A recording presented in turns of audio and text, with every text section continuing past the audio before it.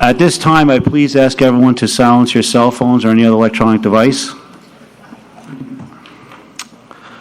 Your greeters tonight is Planning Director Stephen Spraker, City Engineer Alex Schuman, Utilities Manager Bob Prius, and Airport Manager Steve Licklider.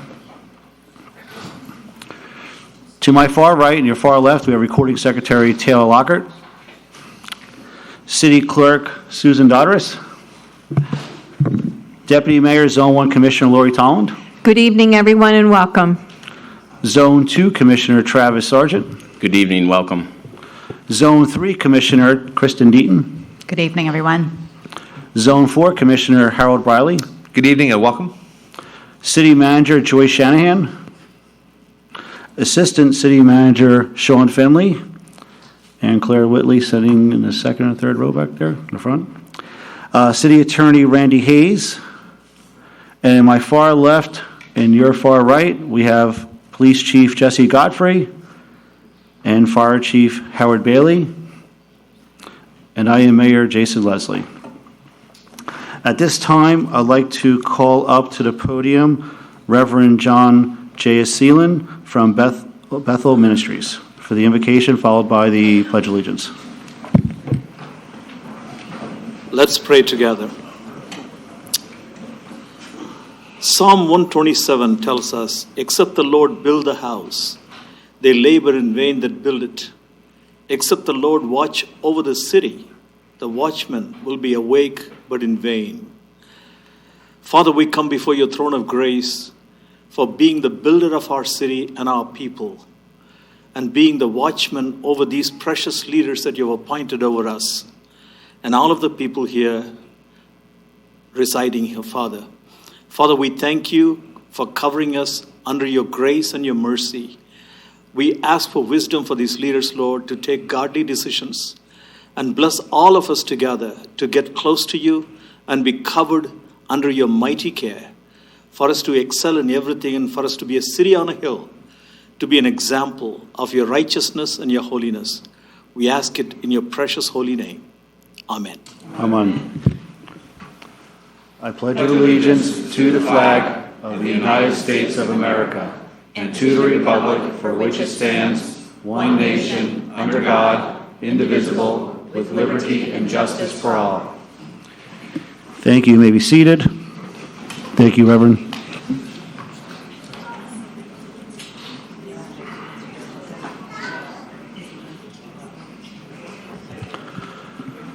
Okay, we're going to move over to the adoption of fiscal year 2025-2026 tentative millage rate. City Clerk, please read the legal title 4A. Resolution number 2025-102, a resolution adopting proposed millage rates for the 2025-2026 fiscal year, establishing the date, time, and place for the first public hearing on the proposed millage rates and the tentative budget, directing communication, expressing legislative intent, and setting forth an effective date. This is resolution number 2025-102, read by title only. The tentative millage rate for the City of Ormond Beach necessary to fund the 2025-2026 budget is 4.5220 mils. This rate is 15.82% above the rollback rate of 3.9042 mils. The millage rate will fund the essential staffing and equipment to ensure a high level of public safety services, support beautification of Ormond Beach through enhancements to the city's property maintenance program, continue to invest in attracting and retaining high-wage jobs, and revitalize recreational facilities, parks to offer a high quality of life for our residents.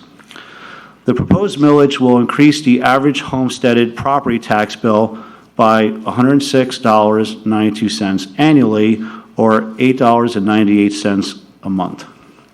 Even with the proposed increase, Ormond Beach will likely remain the second lowest millage rate in Volusia County. The tentative debt service millage is 0.0630 for the 2010 General Obligation Bond Sinking Fund. At this time, do I have a motion to adopt the tentative millage rate. Move approval. Second. This is a public hearing, and there are members of the public who wish to speak or ask questions prior to adoption of the tentative millage rate. At this time, I have 2 cards, and I'll call you up by your names one at a time.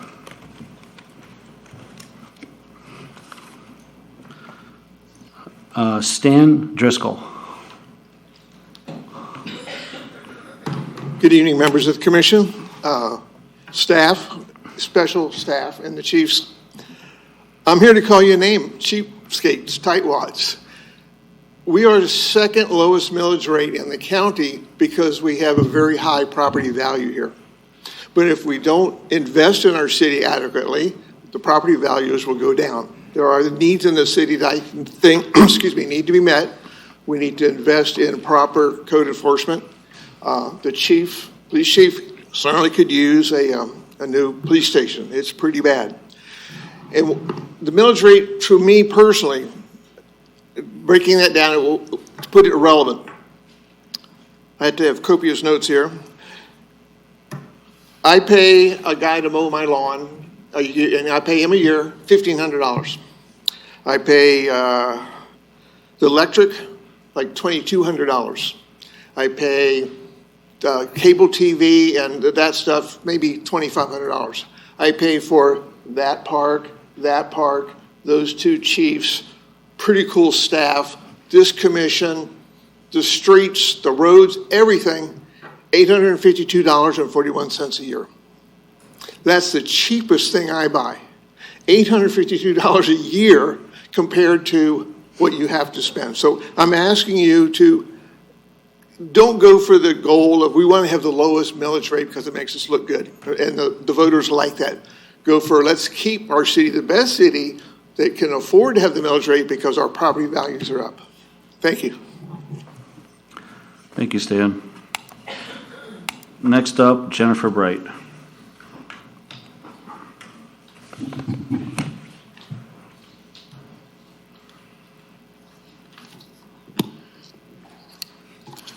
On July 9th, I attended the Budget Advisory Board meeting. Only 3 of 5 on the board were present, and one stated before the meeting started he had not even gone through any of the material because it didn't matter. He'd go along with whatever the city wanted. The city is looking for a double-digit increase in our taxes, 10.2% higher than the current rate, along with the increases in water, wastewater, solid waste, and stormwater. These substantial increases are something that can break our seniors on a fixed income and families of limited income. Or is that the real intention of the city bureaucrats? This way, when homes of our elderly and disadvantaged folks sell, they will be getting much more in property taxes. Ask your commissioner if they plan on going along with these increases and potentially drive folks out of their homes. Part of the problem lies with the unreasonable spending and bonds our past and present commissioners should never have approved and should never have allowed monies to be borrowed from our city reserves to pay for things just because we can. Do you know the city charter does not have a debt limit? Do you know the operations budgets for fiscal years 22 through 25 average over 20% higher than the approved budget? Do you know this proposed budget wants to increase the city manager's budget by 44.98%? That's an increase of $406,000 in their budget. This for a department of 6 employees that includes a city manager and not 1 but 2 assistant city managers. The city should be run like a private business and not with an unlimited supply of blank checks. Let's hope our commissioners do the right thing and go through this budget line by line. There's a lot that can be cut and still leave our public safety intact. And remember, all the buckets they've referenced, CRA, grants, and such, are not free money, but is still an expense to the residents in one form or another. Thank you.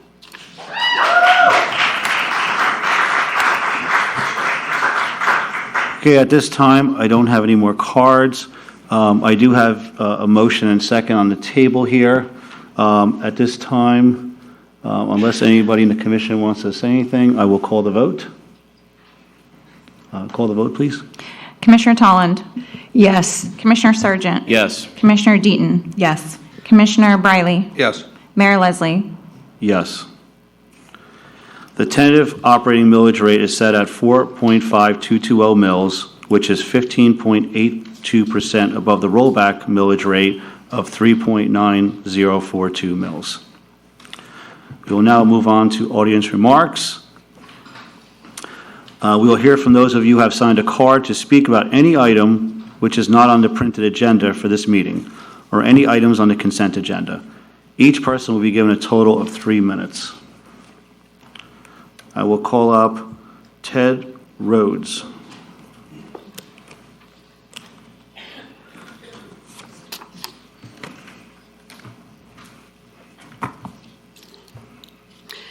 Every commissioner here is aware that Mr. Mike Scudero, a seated member on the City Planning Board, also serves on local election campaigns as consultant.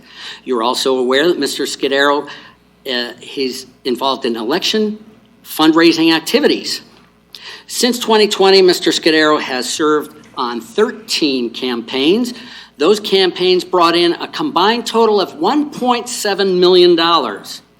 Let's examine one such 2024 campaign for a state seat, a campaign candidate I won't mention. We discovered that the fundraising trends of this campaign were similar to other campaigns of which Mr. Scudero served. This particular campaign raised a total of $129,000, of which $71,000 came from real estate development sector. That's 55% of the total funds raised for this campaign. That's from real estate investment LLCs, real estate brokers, construction contractors, and other interests. We were also shocked to discover a $2,000 contribution from the widely despised Avalon Park developer. And what donors were noticeably missing? Not a single police organization donated, no teachers union, no veterans organization, no community volunteer organizations, and scant few small business retailers. Now, we are in no way casting aspersions on any public official who may have hired Mr. Scudero for their campaigns. City officials may not have been aware of Mr. Scudero's conflicts of interest. The Ormond Beach Planning Board is not a political party, and yet, as an active local campaigner, Mike Scudero, his presence on the board tarnishes the very pretense of the board's independence.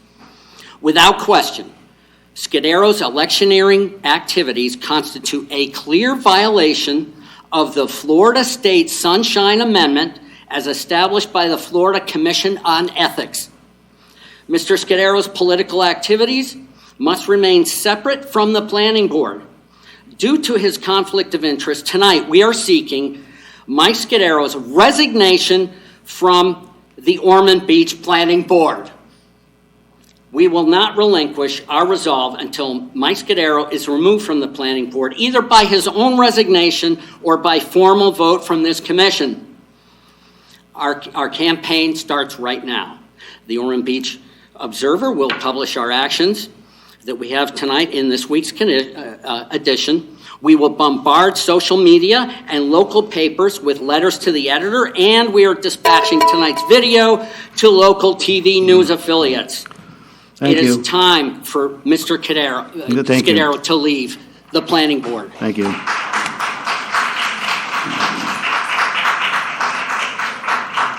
Next up, I'll call up Donna Craig.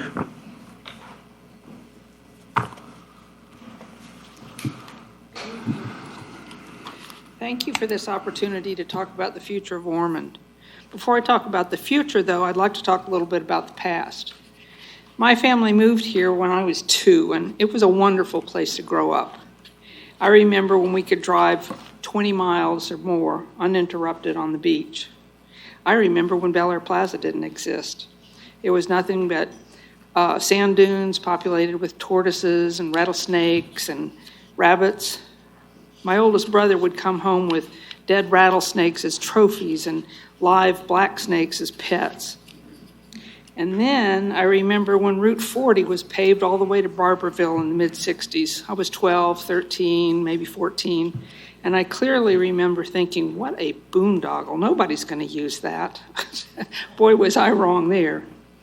My family used it on the weekends to get to a fishing cabin out at Astor. It was very undeveloped along 40, and at the other end, the beautiful St. Johns River was sitting there waiting for us. It's a nice little piece of paradise. Driving out that way is not nearly as inviting now. I use that as just one example of how we have managed to overuse, dare I say, abuse what we had. I'm not talking about overbuilt I-4 through Orlando kind of crowded, but it sure doesn't have the beautiful scenery it used to. And now efforts are underway to 4-lane what used to be a desolate country road. When I moved back to this area in 2007 after a few years of seeing the world, I remember driving on West Granada and feeling welcomed. Signage was so limited, I used to have trouble finding Lowe's. The road dividers were lined with beautiful palm trees, and traffic moved along at a good pace. And yet, even though Ormond was designated a National Tree City in 2019, tree removal has now become a carrot toward achieving growth. What was once small town and almost rural has become suburban and crowded. There really is no reason to abuse the natural gifts we have, is there? In an attempt to encourage growth so that we can have more. The people who live here by choice, because we love it here, are left with less and less and less. I think the word disgruntled might fit in here about now. City, county, and state governments all tip their hats to expansion, negotiating minimal buffers between overbuilt and overused roadways and densely packed developments in the hopes that we the people, we the little people, won't notice. But we notice. We do notice. I realize that growth is inevitable, but without intelligent planning, it will inevitably grow to be more and more out of control. And we the little people will turn into disgruntled voters. Thanks again.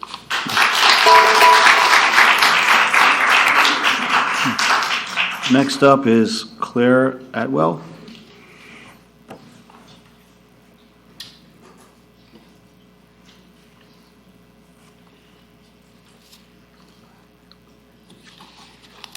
My name is Claire Atwell, and I reside at 49 Ormond Green Boulevard. And my comments here is reference to the risk management listed as sections 2-310 through 2-315 Code of Ordinances, Negligent Act or Omissions. My claim to the risk manager took place on May 18, 2023. Your claims committee maintained no evidence or negligent act on the part of the city, its employees, and so forth. The city risk manager phone number, 386-676-3323, has no answered. Always leave a message. No returns ever. Now it no longer is even in service. I spoke with the receptionist at the office upstairs here about 5 times. I've been here because there's no phone service anymore. I'd get no response. Everything is always in a committee, having a meeting. Samantha Hotz apparently is with that group.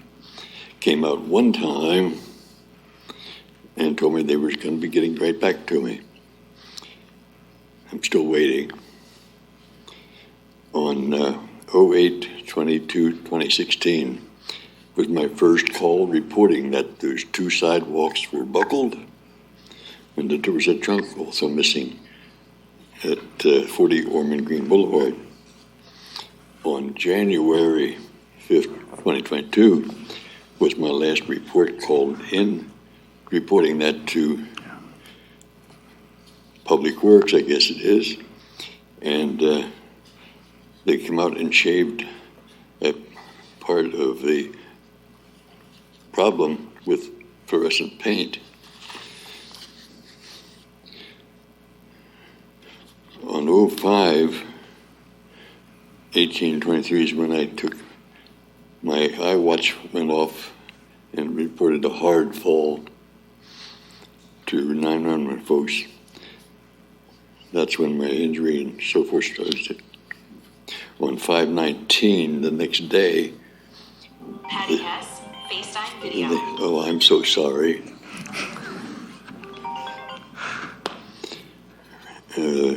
And 1 month after, 2 days after my fall, the damages slab were removed and replaced.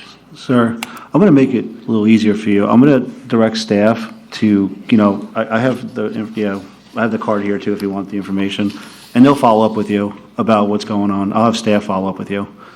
Okay? Do what? We'll have staff follow up with you about your concerns, because it Yes. sounds like we'll get Yes, back I to you. need And results. I'm directing them right now to get back in touch with you. Thank you. Sure. Thanks, Sean. Thank you for hearing. Next up is Suzanne Schreiber.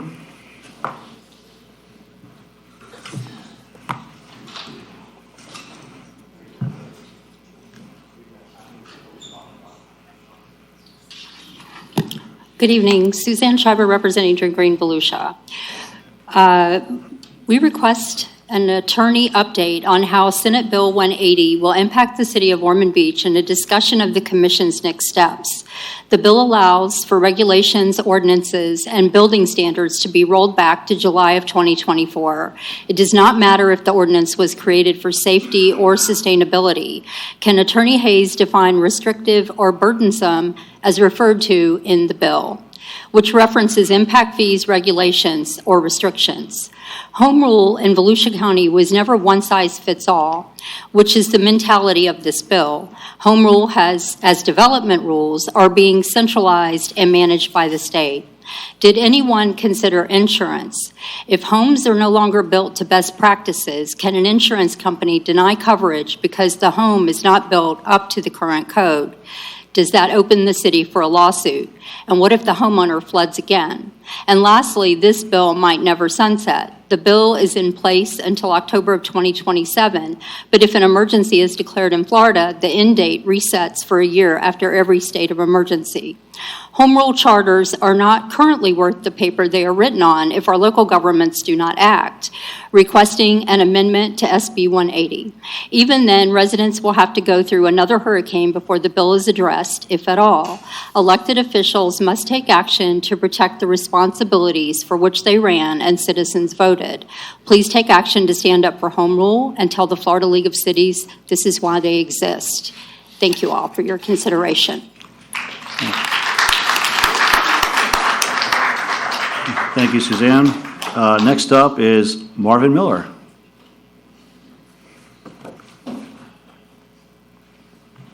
Good evening, everybody.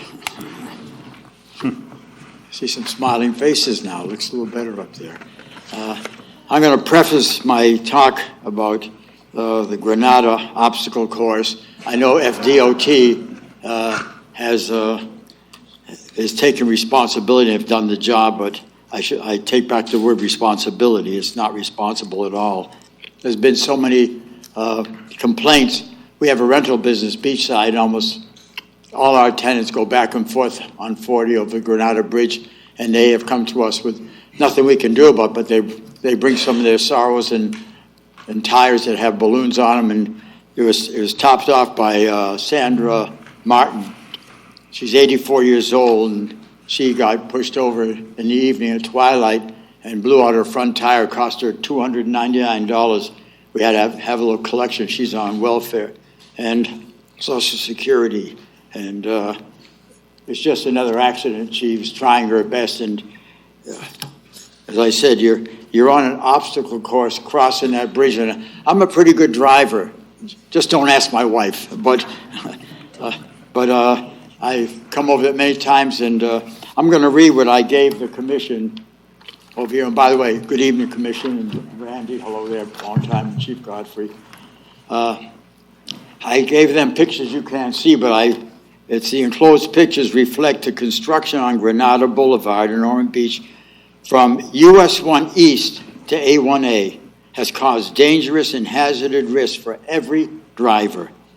6-inch concrete obstructions on Granada Boulevard, probably there to slow down traffic by moving vehicles weaving left and right in driving lanes that have been reduced in size, have caused accidents and damage to many vehicles. Just notice all the marks and damages on every one of those 6-inch concrete traffic impediments, also the car parts inside of those impediments. If you're on a bike heading east in the bike lane on Granada Boulevard, as you cross Halifax, you suddenly face a 6-inch concrete impediment directly in the bike lane, an absolute disaster. Every bit of this Granada Boulevard project has to be one of the worst ever conceived by FDOT, the Florida Department of Transportation. I call it the FDOT, the Failed Dumb Obstacle Trail. And I modified it, believe me. I just want to, the audience can't see the pictures I have here. I'm going to leave them just passing around because I made many sets of them, if you don't mind. Just got 10 seconds. 10 seconds. Okay, we'll pass them off to 5. Thank you very much, and I hope you can do something. I know I spoke to Finley. He's going to try and do something with it. Thank you for your time.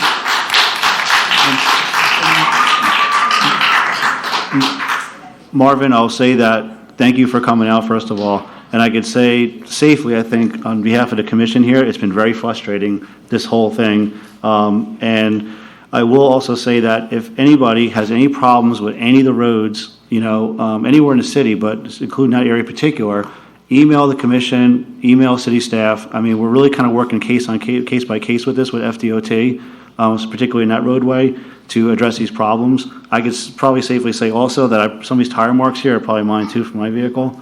But thank you for coming out on that. I really appreciate it. Next, I'm going to call up Marcia Blue.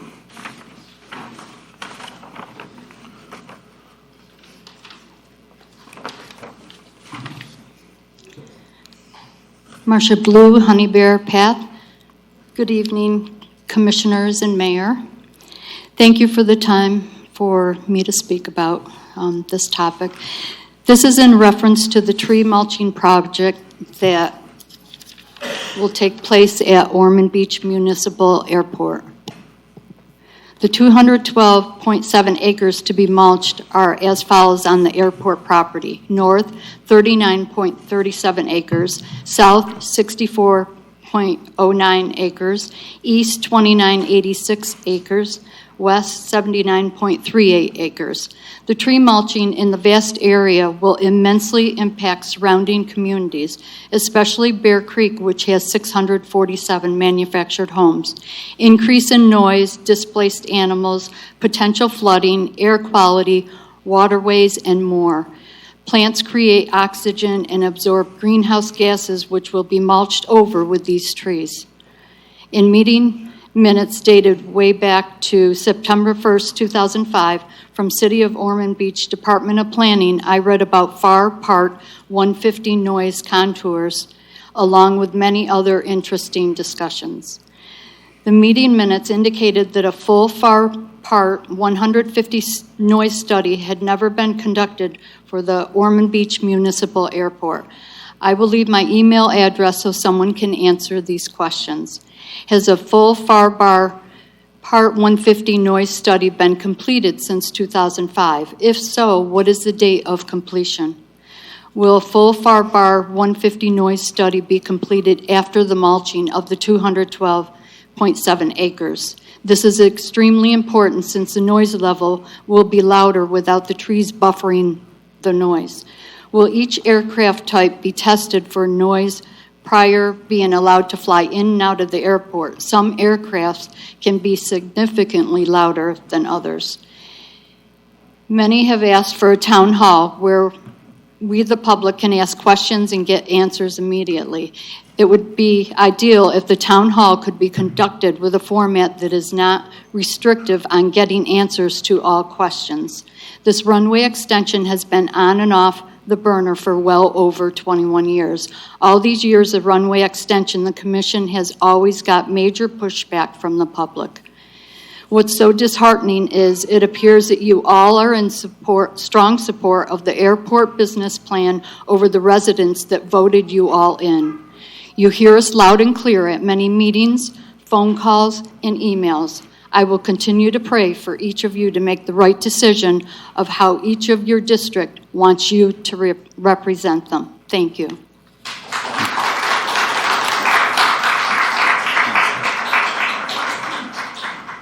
Thank you, Marcia.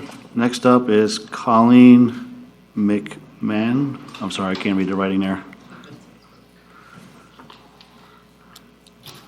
Good evening. My name is Colleen McMahon, and I moved back to Ormond Beach from Las Vegas, Nevada about 2 years ago. And I have been attending these meetings and finding very disappointing things that I'm finding in the budget. So today, everybody did approve this budget with an increase in the millage rate, but my concern is this. We don't seem to be able to take care and be fiscally responsible for what we already are sending to you. The adopted budget in 2025 was $131.98 million. Your operating budget was $165.57 million. So today we voted for a 10.2% increase. Who's taking care of what we're doing? This goes back to me when I started here and we heard that Yellowstone landscaping contract. Mayor Leslie, thank you for calling me within 30 minutes of me sending that email. I'm in Zone 1, and I'm very disturbed about an auto renewal contract for $1.9 million with no certificate of insurance attached. This was said to us that, oh, we can't send it out for bid. Mind you, this was brought up to all of the commissioners in 2024. 2024 couldn't be sent out for bid either. What's the problem? Why are we not bidding these out? To date, 19 auto renew contracts have come to this committee, has been voted on. 19. So what I did is I submitted a FOIA request. I want to see them. Let us look at them. I then got a bill back that I need to pay $887.83. It should be online. All I asked for was a certificate of insurance, and I wanted to see what they were. What are these auto renew contracts, and when are they auto renewing? How much are they? So if our operating budget is way over our budget, our attended budget, where is the money going? So I asked for I'm considered extensive when I asked for that. So I said, okay, give me a breakdown of what my request was so extensive about. I have heard not back. So I am requesting two things. Number one, Mayor Leslie, I would like to have a financial audit, not a procedural audit. If we need to call a special counsel, I'd like to have this audit done for the past 5 years. Let's see where the money's going. Second thing is I would like a response. I do not want to pay $887. I am a Freedom of Information Act. I am a taxpayer. So I would please like a response, and I would like to see all 19, or not just the 19, all self-renewing contracts. I've got taxpayers that are with me that are ready and willing to go through every one of these contracts. So if you guys don't have time to read them, we will, and we'll bring them back. So I'd like to hear from anybody that would like to join us in looking at those self-renew contracts. But to have no response on a $1.9 million contract, we need better communication with us, the taxpayer. Thank you very much.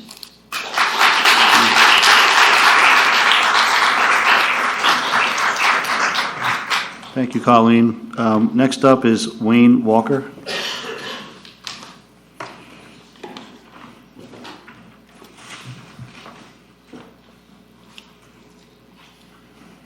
Good evening, and thank you for allowing me to speak tonight.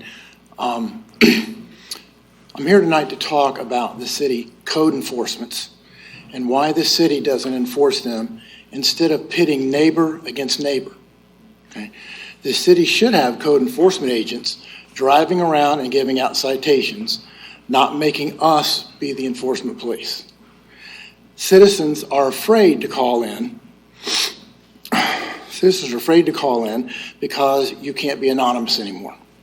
People are afraid of retaliation, and for good reason. It happened to us. After calling in a complaint a few weeks ago about 3 boats in a driveway, we had 5 grown men acting like a pack of animals come to our house on a golf cart on July the 5th, lined up bottle rockets across the gutter in front of our house, shooting bottle rockets at our house, okay? Fireworks at our house, cussing us left and right, telling us to learn to be good neighbors, telling us to F ourselves. This went on for over 5 minutes. We have it on video if anyone would like to see it. This could have gotten out of hand, but fortunately they finally left. I called the police, but we're told there was nothing they could do because no direct threat was made. One of these guys is a prominent contractor currently doing work on a couple of city projects. My wife is afraid to walk our dog through the neighborhood now. These boat violations are back. Even though I shouldn't have to, I will call again and most likely be attacked again. Something bad will eventually happen, and the city will be liable because the enforcement agents aren't doing their job. We want this on record, so when it does, we're covered. We don't want any trouble. We just want people to comply with the city codes. We take great pride in our neighborhood and the way it looks, and we just want to keep it that way. Yeah, I was going to. Thank you.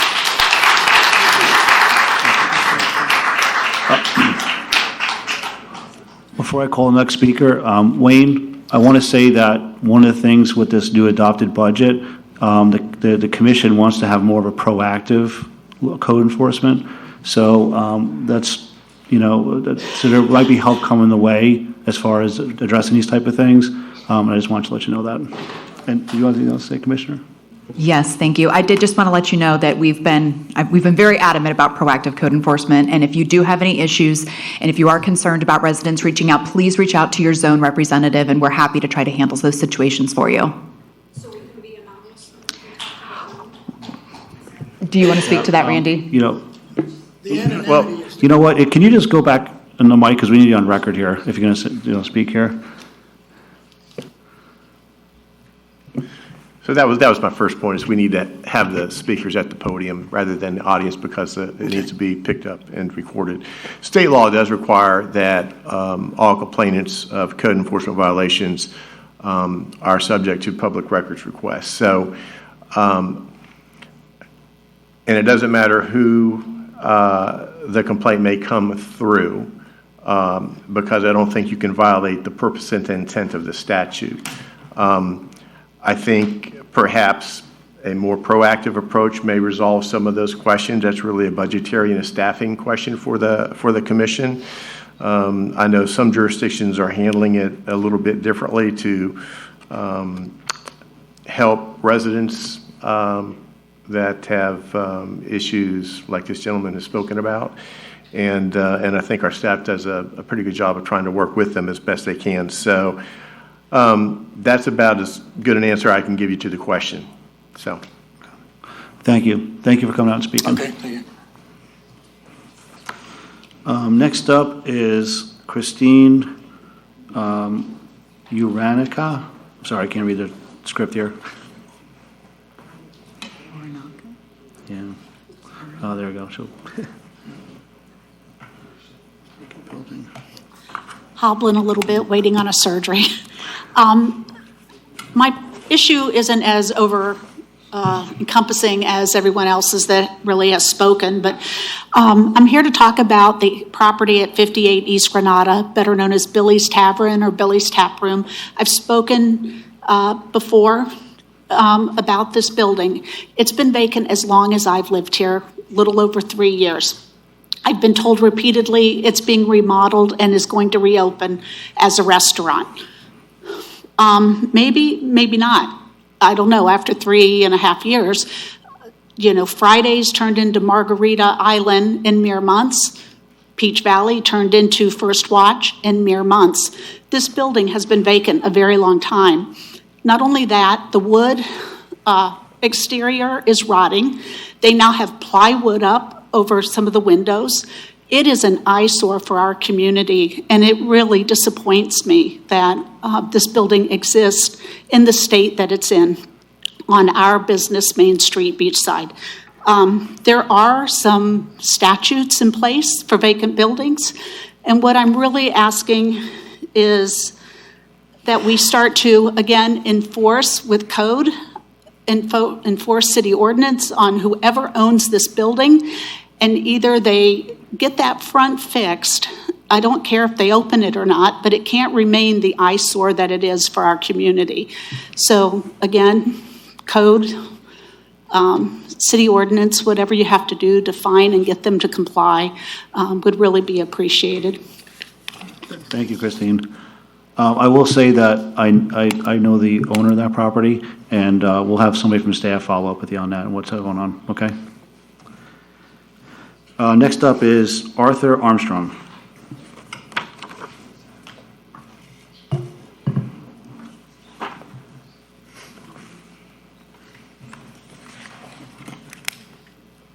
Good evening, Mr. Mayor, Commissioners. Appreciate the time. I'm here this evening, and I'm going to touch a few bases, and it's all regarding Zone 1. And Ms. Holden, I'm not blaming you for any of this, what I'm going to say, but it's true. And I know you have your hands tied in a lot of this episode. We're going to start with the airport. I've talked about the airport so many times here, it's not funny. But what we have, just 2 or 3 hours ago, when I was talking about certain jets and whatnot flying in and out of there at the last meeting, I was pretty much looked at as, you don't know what you're talking about. That's not what goes on. Well, it does go on. We just had it land, the jet that I was talking about, and I was wondering if we could have Mr. Licklider find out if it came in with a half a tank, half the passengers, and maybe half the luggage to see if it could make the runway without coming off the end. That's one thing, but that's just one segment of the airport scenario. The other is, of course, the training facility that we have there, and the companies that come in and out of there on a daily basis, almost 24 hours a day. All kind of foreign companies are coming in there, and they fly over us. I'm in Ormond Lakes. That's my primary, but I have interest in Bear Creek also. But the point is, I can't even be in my pool and enjoy my pool on a Sunday afternoon without the same plane every 5 minutes running over top of us in that community. Ormond Lakes used to be a quiet community. It's not anymore. It's all aeronautical stuff going over. It's not a helicopter, it's other things. It's constant. And that's just part of it. Then you go into the aspect of Hull Road. I'm going to jump all around because these are things I've asked 100 times. Hull Road is one of the worst roads that this city has right now. The condition of it is in commercial properties that are there that operate on a daily basis, sometimes 24. I feel sorry for the people, the families that have to go down Hull Road to go to our facility to play ball or any other thing. It's worse. It's dangerous is actually what it is. And the trucks that come in and out of that facility every day, every 10, 15 minutes, loaded with asphalt and whatever else they're loaded with, they block to get out onto Route 1, either go left or right. It's ridiculous. I've seen traffic backed up there for 10 minutes, 15 minutes, because you got a truck that's so overloaded. If we ever had portable scales, I know a little bit about overloading, you would have some money. You'd be able to generate some money because they're overloaded. But we're jumping around. We've got a beautiful golf course that's been closed now for over 4 years. And Shanahan said that we have that's a dying thing right now. This was back whenever, months and months ago. Golf is not dying. Golf is a wonderful sport. We have a wonderful piece of property there that certainly we're not going to let the airport go eastbound, and extend that runway the way we've talked about before. That's not going to happen. And I doubt you're going to be able to go all the way to the other direction. And I'm jumping around, but I have to jump around because we're not getting anything done. All we do is go and go and go, and nothing ever happens. Thank you.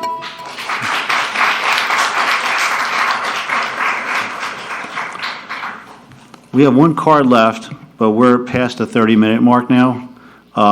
If the speaker wants to speak and make it quick, I think we can accommodate that, but if you need the extra 3 minutes, unless the commission's okay with it, we might have to either move on or give it 3 minutes. I would say, Mr. Mayor, I say we allow the resident to speak. It's one card. Okay, no problem. Okay, so that'll be Kat Pente.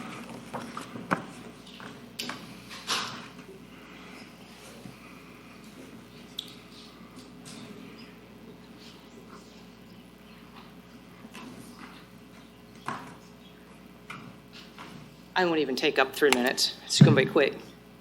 Kat Pante, Slow the Growth Volusia. I'm here to request that the Ormond City Commission direct staff to partner with Orange County and the City of Deltona to file a court challenge against the state of Florida on the recent signed legislation, SB 180. This legislation impacts local home rule and hinders us from making the necessary land use changes to protect public safety, public health, and public welfare. I've questioned the constitutionality of this legislation from the beginning, and this commission should as well. A little history on our home rule in Volusia County. Volusia County adopted a home rule charter following voter-approved referendum on June 30th, 1970. This went into effect January 1st, 1971. The adoption of our home rule charter gave Volusia County greater control over our own affairs rather than being governed directly by the state legislature. In Florida, home rule language was proposed in the 1968 constitutional revision and was adopted by the people. After several legal challenges, the legislature adopted the Home Rule Powers Act in 1973, which ended challenges to city and county powers. Article 8, Section 2B grants these powers in the Florida Constitution. Volusia County set precedent back in 1970 by being the first county in the state of Florida to adopt home rule powers pursuant to the 1968 Florida Constitution. That was a display of true leadership by our county government during that time. I request the Ormond Beach City Commission partner with Orange County and their neighbors, the City of Deltona, to challenge this legislation. Thank you for your time. Thank you, Kat. Okay, that will conclude audience remarks. We're going to move on to the approval of the minutes. The minutes for the June 3rd, 2025 City Commission meeting have been sent to the Commission for review and posted to the city's website. Does anyone have any corrections or changes? Move approval of minutes as submitted. Second.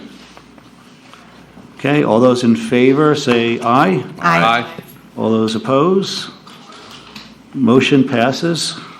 Going to move on to the consent agenda. Items on the consent agenda are deemed routine and non-controversial. The action proposed is stated for each item. Unless the city commissioner removes an item from the consent agenda, no discussion on individual items will occur, and a single motion will approve all items. Does any member of the commission wish to pull any items from the consent agenda? Yes, Commissioner Sargent. Mr. Mayor, I'd like to pull items A, I, Q, and Y. Was that A, I, Q, and I? Q and Y. Y, I'm sorry. Anyone else? I'd like to pull item J, please. Item J. Mr. Mayor, I'd like to pull item G. G.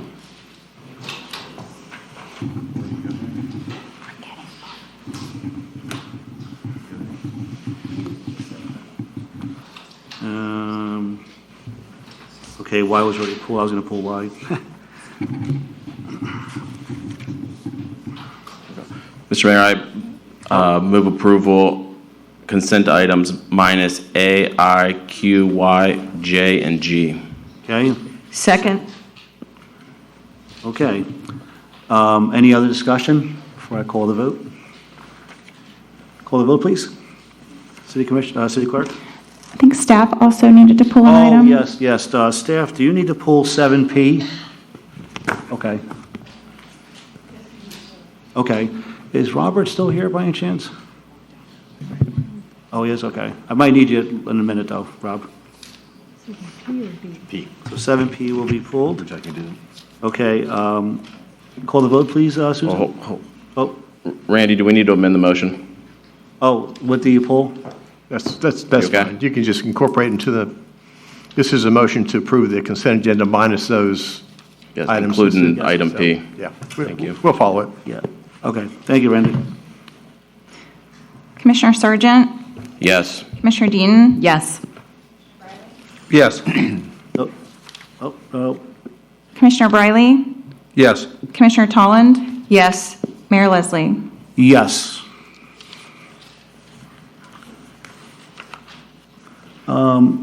Before I call up the consent A item, could I just have the Robert Caroline come up for a second about 7P?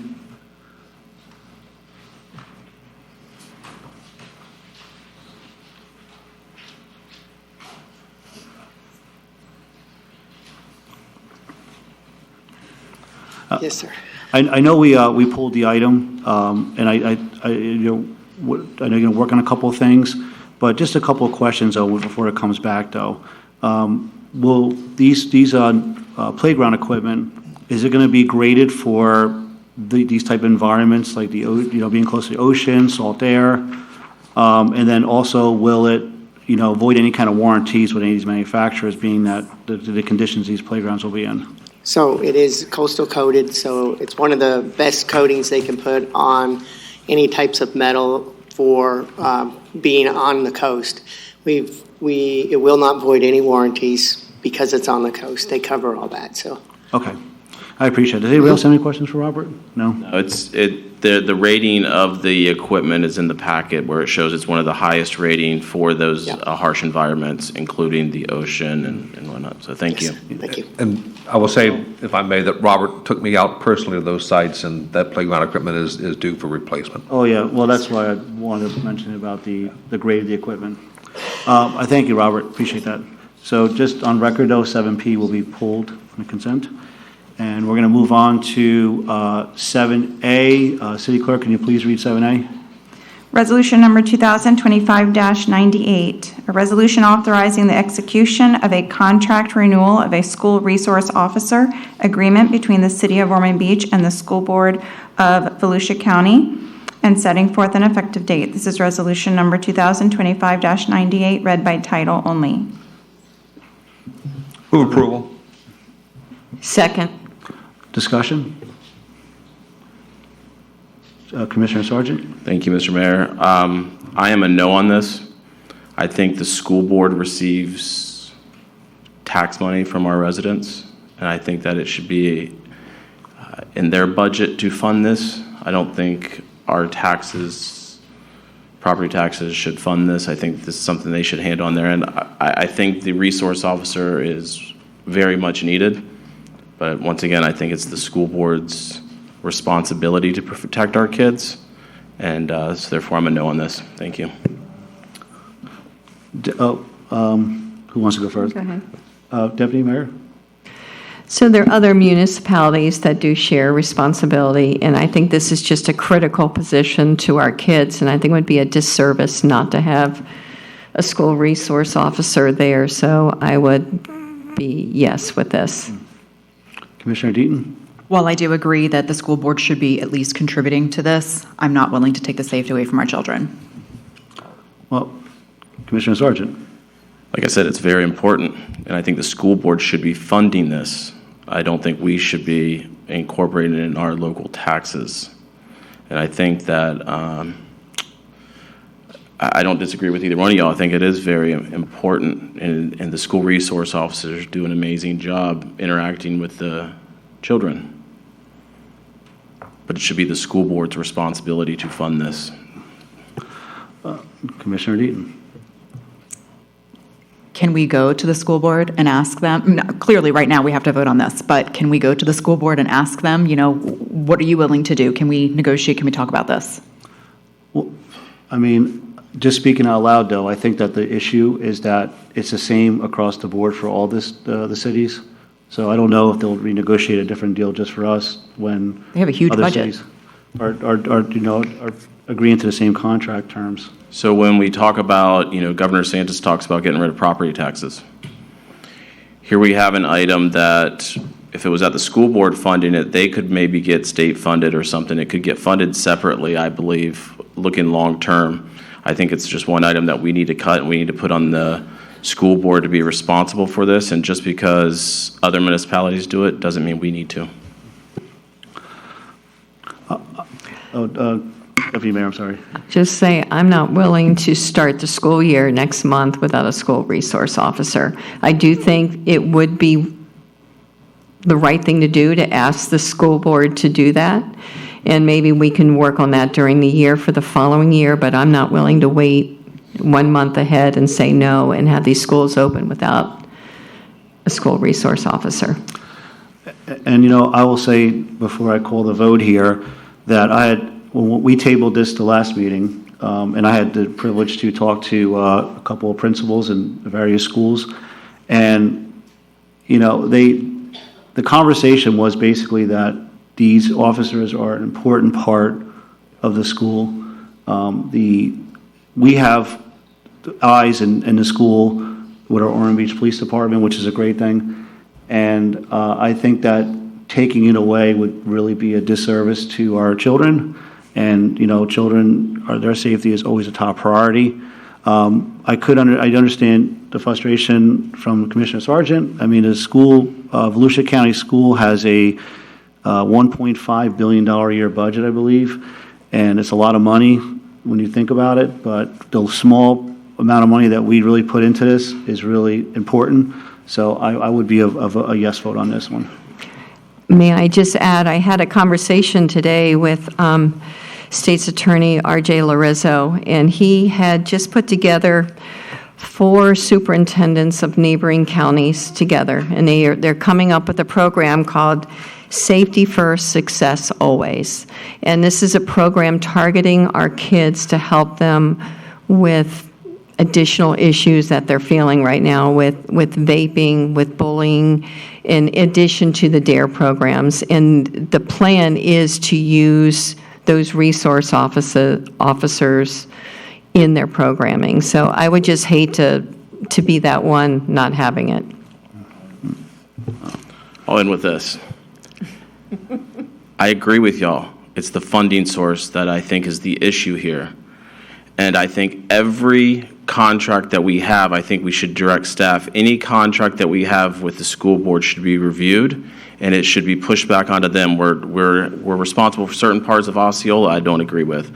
And it just gets passed along year after year. We partner with the school board, and then here we go. We pay it, and this needs to get resolved. The school board has a large budget. It's not that I don't find it very important. I think these resource officers are extremely important. There should be one probably in every school. The school board should do that for our residents. We shouldn't be funding it here and I mean, we just passed our budget, tentative millage, and this is something I just think that we should be eliminating. All contracts with the school board, they should be responsible for. Any other discussion before I call the vote? City Clerk, please call the vote. Commissioner Deaton? Yes. Commissioner Briley? Yes. Commissioner Tolland? Yes. Commissioner Sargent? No. Mayor Leslie? Yes. Okay, we're going to move on to, okay, City Clerk, please read 7G. Resolution number 2025-108, a resolution accepting a bid from Drury Site Development LLC for construction services regarding the Military Boulevard Sidewalk Improvements Project under bid number 2025-32, authorizing the execution of a contract and payment therefore, rejecting all other bids, and setting forth an effective date. This is resolution number 2025-108, read by title only. Do I have a motion for approval? Move approval. Second. Discussion? Mr. Mayor, I just pulled this one. I just wanted to thank staff for their hard work on this. This is one of those projects that is in the Forest Hill subdivision. That subdivision was constructed in the late 1960s, early 70s, and the sidewalks in there are original sidewalks to the subdivision. They don't meet any sort of current code, and they're desperately needed. And I just want to thank staff for their work on this and making this come to fruition. That's all. Thank you. Thank you, Commissioner Briley. Any other discussion before I call the vote? City Clerk, please call the vote. Commissioner Briley? Yes. Commissioner Tolland? Yes. Yes. Commissioner Deaton? Yes. Mayor Leslie? Yes.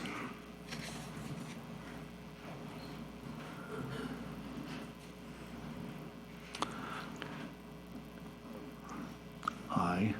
7I. Yep. City Clerk, please read 7I. Resolution number 2025-110, a resolution appointing a member of the Brownfield Advisory Board, setting forth terms and conditions of service and setting forth an effective date. This is resolution number 2025-110, read by title only. Do I have a motion for approval? So move approval. Second. Second. Discussion? Oh, Commissioner Sargent. Thank you, Mr. Mayor. I see on this application that there are no references listed. On all of our other ones, there's references listed. Is this not a requirement? And if it's not, should this application be revised, or why do we have them there if it's not going to be completed? I don't know if staff can answer that. Joyce or Randy? Chat on that? It was left blank. Is it a requirement?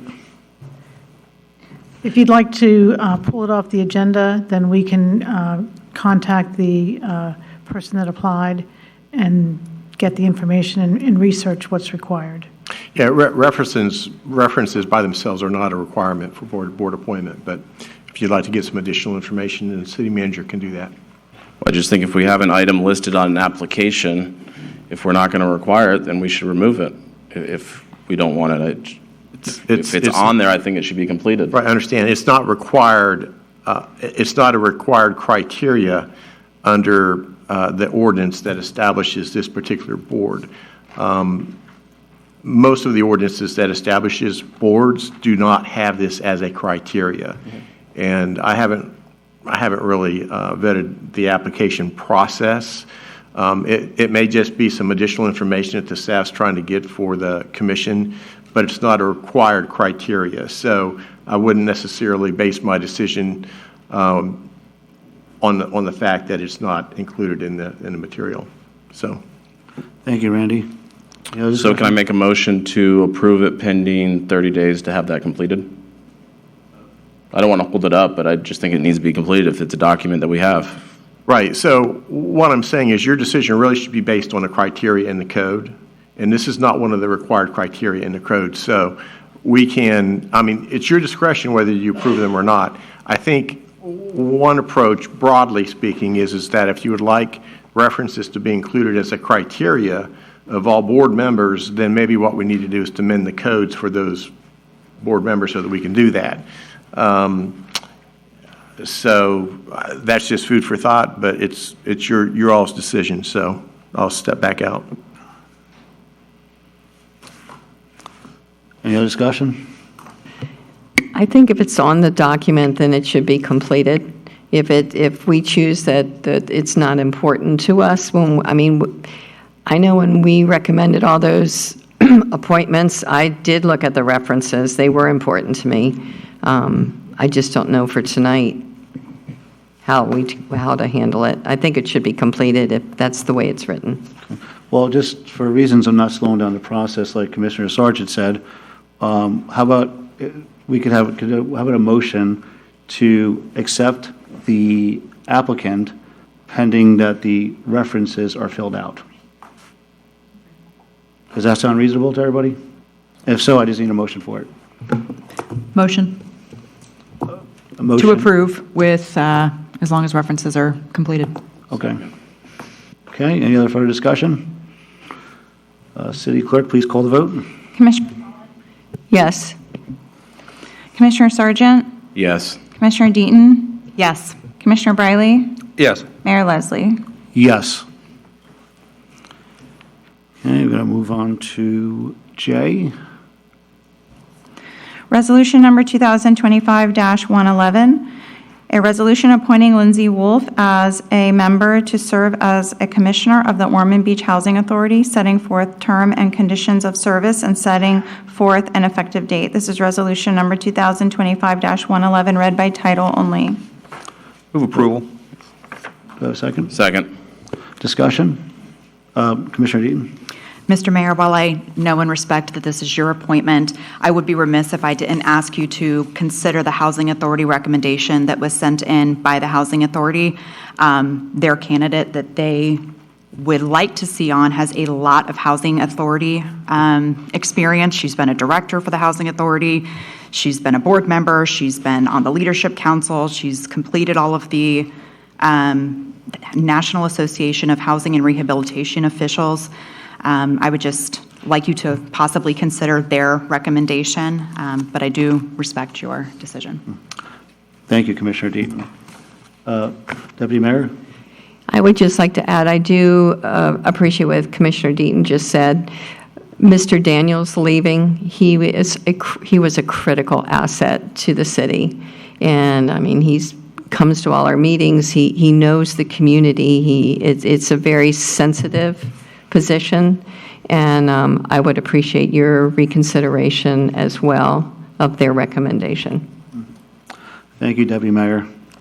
Any other discussion before I say a couple things? No?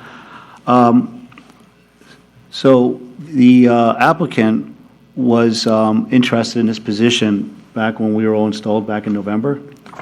And she got bumped back because somebody else that the Housing Authority recommended was able to get in. But the applicant really had an interest, mostly because of the fact that this would be like a really good learning experience. She has a background in real estate, and, you know, how do we get experience in things if we're not given the opportunity? And so I really respect that. But what I will do with the applicant that you have suggested and the Board of Appeals, not Board, the Housing Authority has asked for, I will put in line next. And that's what I'll do. As long as that applicant is still interested, if somebody happens to fall off or there's any other changes. Other than that, there was no other discussion. City Clerk, please call the vote. Commissioner Sargent? No. Commissioner Deaton? No. Commissioner Briley? Yes. Commissioner Tolland? No. Mayor No. Leslie? Yes. Okay, let me jump in here. So we looked at this question, and the legal requirements are for this particular board appointment, it's solely the mayor's, and only the mayor can make the nomination. The approval of the mayor's nomination is basically a ministerial duty. The mayor cannot be asked to present additional candidates, cannot be forced to remove a candidate. That's just what the law says. I'm not making this up. That's what the law says.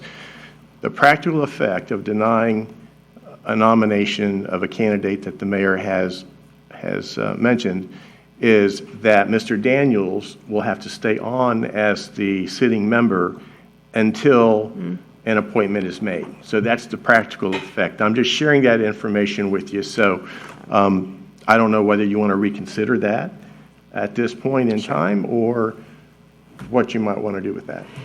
Out of respect for Mr. Daniels, I will change my vote to yes. Okay, so let's do this. We first need to have, to get the question back on the table properly, a motion to reconsider the resolution, if you will.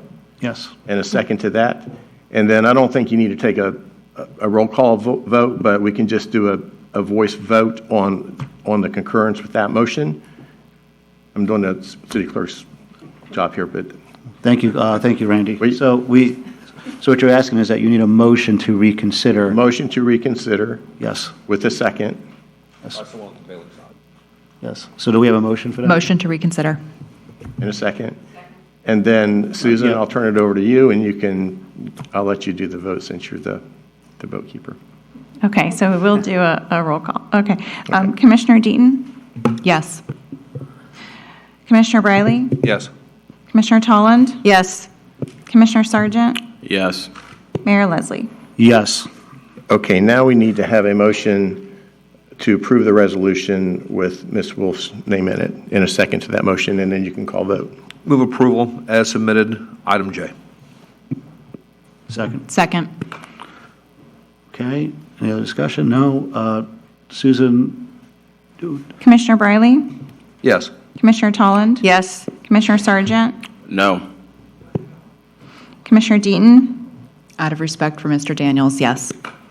Mayor Leslie? Yes.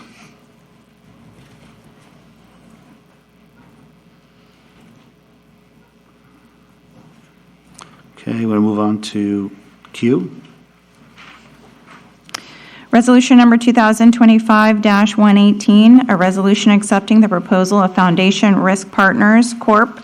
Regarding agent of record services for property, liability, and workers' compensation insurance, authorizing the execution of an agreement and payment, therefore rejecting all other proposals and setting forth an effective date. This is resolution number 2025-118, read by title only. Do I have a motion for approval? Move approval, or actually, I'm abstaining. Oh, Move yeah, approval. Yep. Second. Okay, discussion? Yes. Oh, Commissioner Sargent? Thank you, Mr. Mayor. Tonight, I will be abstaining from voting on item on the consent agenda Q, as I am an employee of Foundation Risk Partners, and I will be submitting my Form B as required by the state to the city clerk. This is per my conversation with legal in Tallahassee. Thank you. Thank you, Commissioner Sargent. Deputy Mayor? Per legal in Tallahassee, I too have talked, I have to abstain from voting on item consent agenda 7Q. My son works for this entity, and conflict of interest. Potential conflict of interest. Thank you. Any other discussion? I wouldn't mind if we could ask staff to speak to it, just so that the public are aware that there was no active bids. We're just continuing on with what we set in place last year with Foundation Risk. So if we could maybe have somebody speak to that really quick. Claire, could you? Yep, there you go.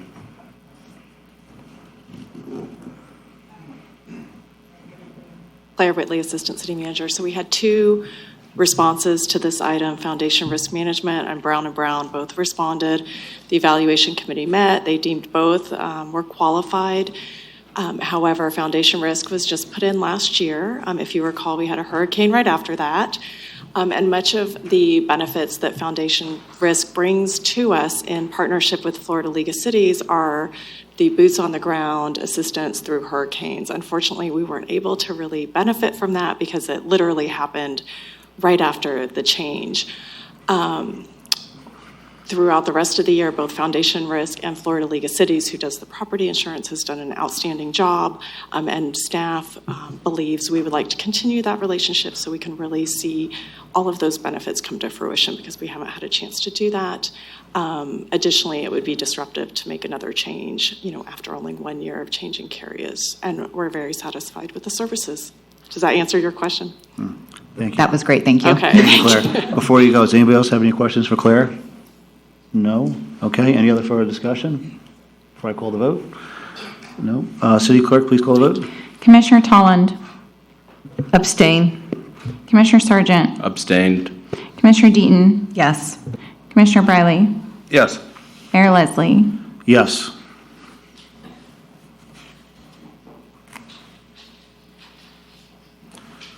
Okay, City Clerk, please read 7Y.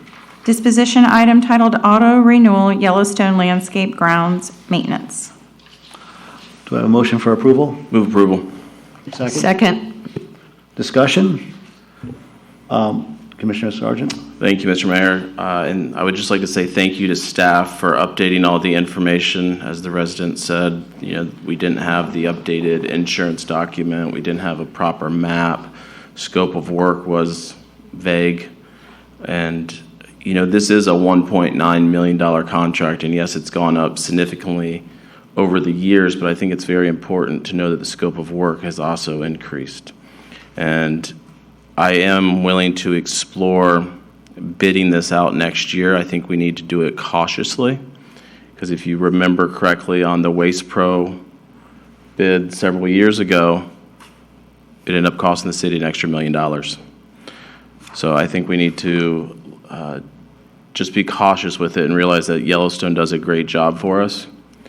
And when you look at the cost, just for instance, of trimming a palm tree, I think that would probably be an extra $10 to $15 per palm tree. And when you look at the scope of work, I think that could be a significant increase. So I think we just need to cautiously think about bidding this out next year.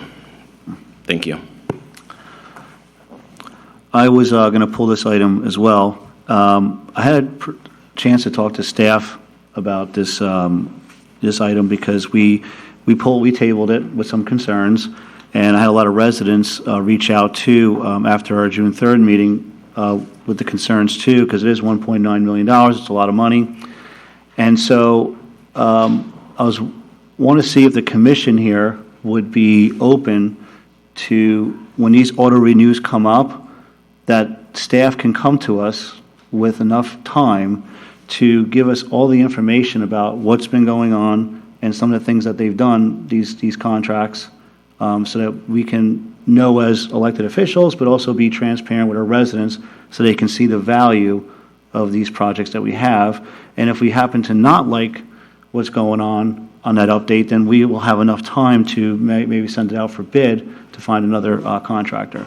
So I'm asking the commission here if you would be open to that idea of when these auto renews come up, we have enough time to receive information about what's going on and some of the things that they're doing.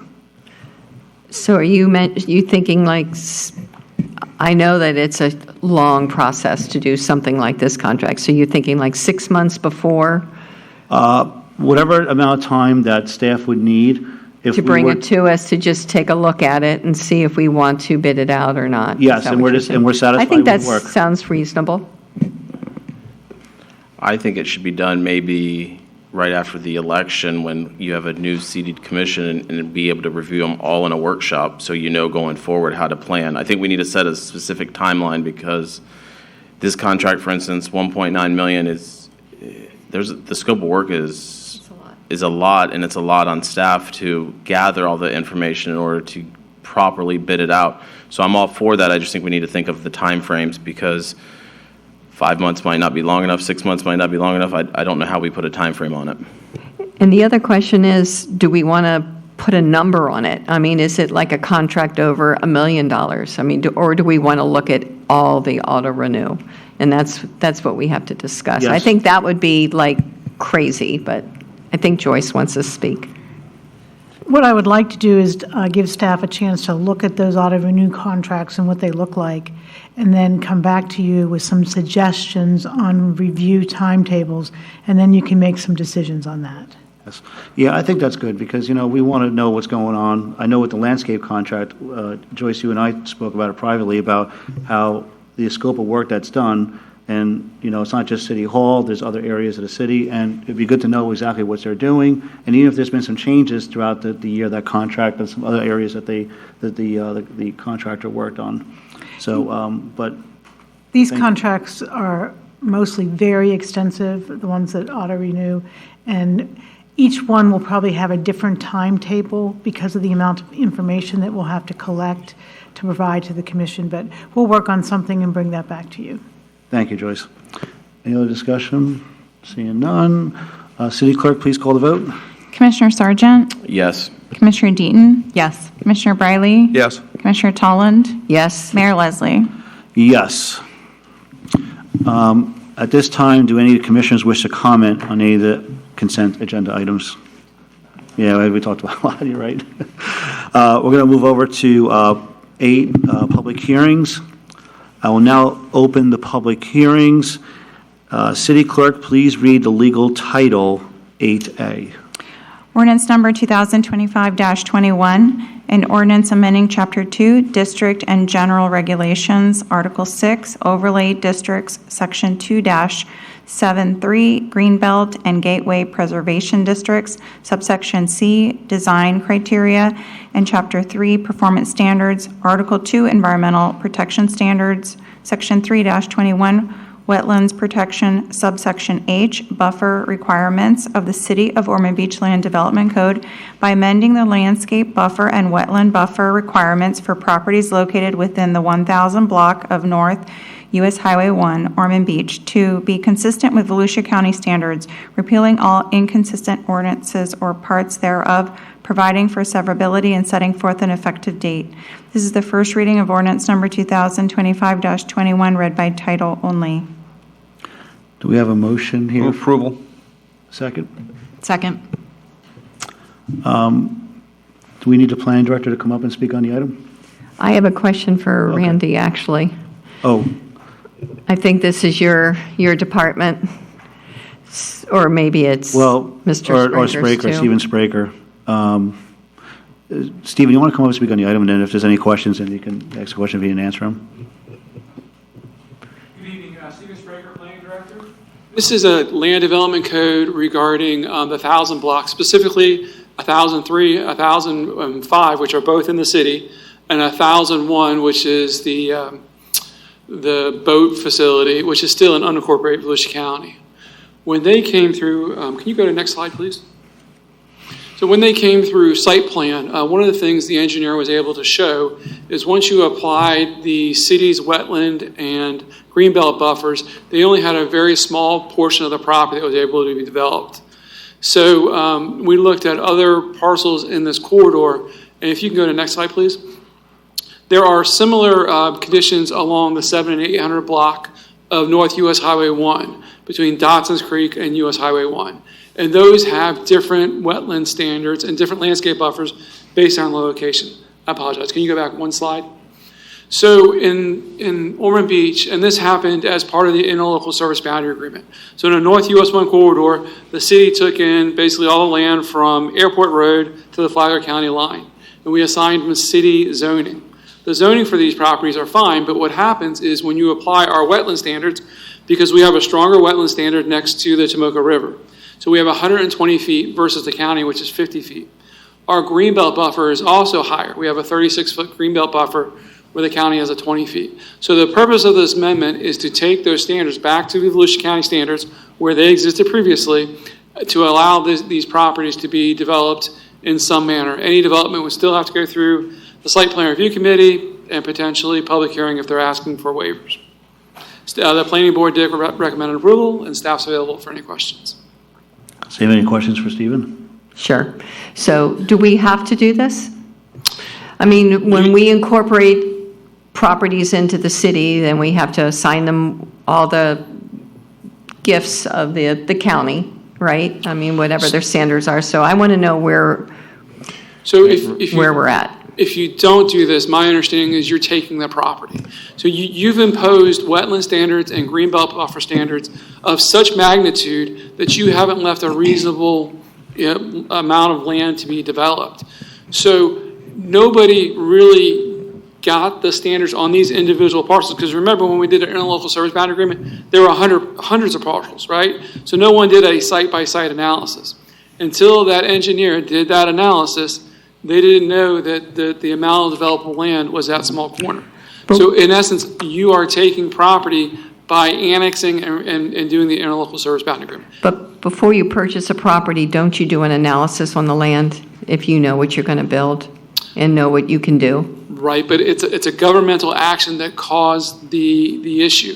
The city doing the interlocal service boundary agreement, and there's so many reasons why we did the interlocal service boundary agreement. If you recall, they really weren't happy with the development standards that were happening in Volusia County, right? So the whole corridor was really looked at. So a good example is when we did this, Destination Daytona couldn't do electronic changeable copy signs. So we amended the code to give Destination Daytona what they had in the county. This is the same situation where a property had something in the county, and then they came into the city and they lost entitlements. So this amendment restores those entitlements. And Mr. Hayes might have some better language that I'm fumbling around with. I'll add on to that. Excuse me. And Stephen is correct. And I forget what year it was now, but we had the history on this is that we had an interlocal agreement with Volusia County dating back to probably the early 80s, I think, originally. And initially it was for the purpose of extending water and sewer lines all the way north to US 1 to, I think it was City Provisioners, thank you. And along the way, other properties that were in unincorporated county would connect to the city water. And if they were contiguous to the city's boundaries, we could annex them. If they were not contiguous, then they would sign an annexation agreement as a condition of getting the water. Over the course of many years, we had probably 50 or 60 of those agreements with property owners, and we could not annex them because they were not contiguous. And then it was in, help me, Stephen, again with the year, 14 for the actual execution? Well, we had some issues with uses that the county were approving. And in order for us to gain some regulatory control over them, we had to be in a position to annex them. And that required cooperation of the county. So we redid the US 1 annexation agreement, and under some statutes that allowed us to bring them in. They were still in the unincorporated part of the county, but they were subject to our regulations. And part of that process is when we adopted some land use changes, not land use, but some zoning, if you will. It changed what they had in the county. And then a typical legal scenario is when somebody is annexed from the county into the city. They keep the county's land regulations until we bring them in under our comp plan.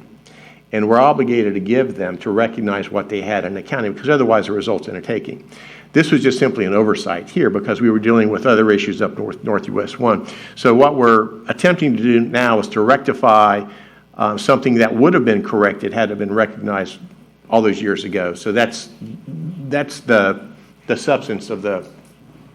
And I understand what you're saying, so thank you for explaining it. I mean, my gut feeling is Ormond Beach has higher standards for a reason, and trying to protect the wetlands, the buffer, the whole thing was where my questioning was come from. But I do, I'm not trying to limit anybody's ability to build on that property, and I understand now a little bit more the legal aspect of it, so thank you. Any other comments? Okay. I don't have any cards for this as well. Do we have a motion? Yep, there's a motion. Yeah, I got a little sidetracked here. City Clerk, please call the vote. Commissioner Deaton? Yes. Commissioner Briley? Yes. Commissioner Tolland? Yes. Yes. Mayor Leslie? Yes. I'm going to move on to B, 8B. City Clerk, please read the legal title. Resolution number 2025-123, a resolution authorizing the execution and issuance of a development order for a special exception for a sign variance, the property located at 155 North Nova Road and being situated within the B-1 Professional Office Hospital Zoning District, to allow the reconstruction of a pole sign damaged by Hurricane Milton based on site-specific conditions, establishing conditions and expiration date of approval, and setting forth an effective date. This is resolution number 2025-123, read by title only. A motion for approval? So moved. So moved. Second. Stephen, could you just come up and speak on the item? Good evening, Stephen Spraker, Planning Director. This is a special exception at 155 North Nova Road. The property is in the B1 zoning district. Around 2010, the city amended our land development code for properties in the B1, B9, B10 to require monument signs. It's a good goal, but the city also recognized that every property is not the same, so we have a variance process for signs. So the professional office had an existing sign shown there on the left. It was damaged by the hurricane. They're seeking to do the one on the right. The property is unique in that there isn't a whole lot of landscaping.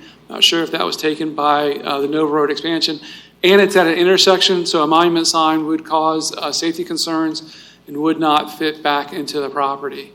Here's a sketch of where the sign is proposed to go, back in the same location prior to the hurricane damage. The planning board did recommend approval at the planning board meeting, and the applicant is here if there are any questions. Mr. Mayor? Yes. My big concern with this is if we did mandate a ground monument sign there would be a sight distance hazard at the intersection for Nova Road. So I'm in full support of what's proposed. Commissioner Sargent? Thank you, Mr. Mayor.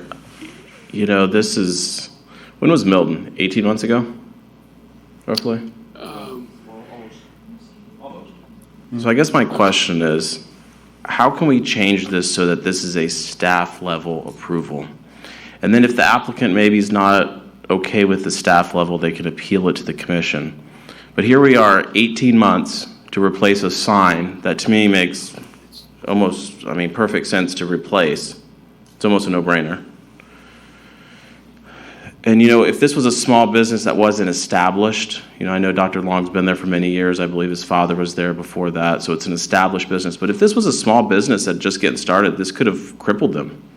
This could put them out of business.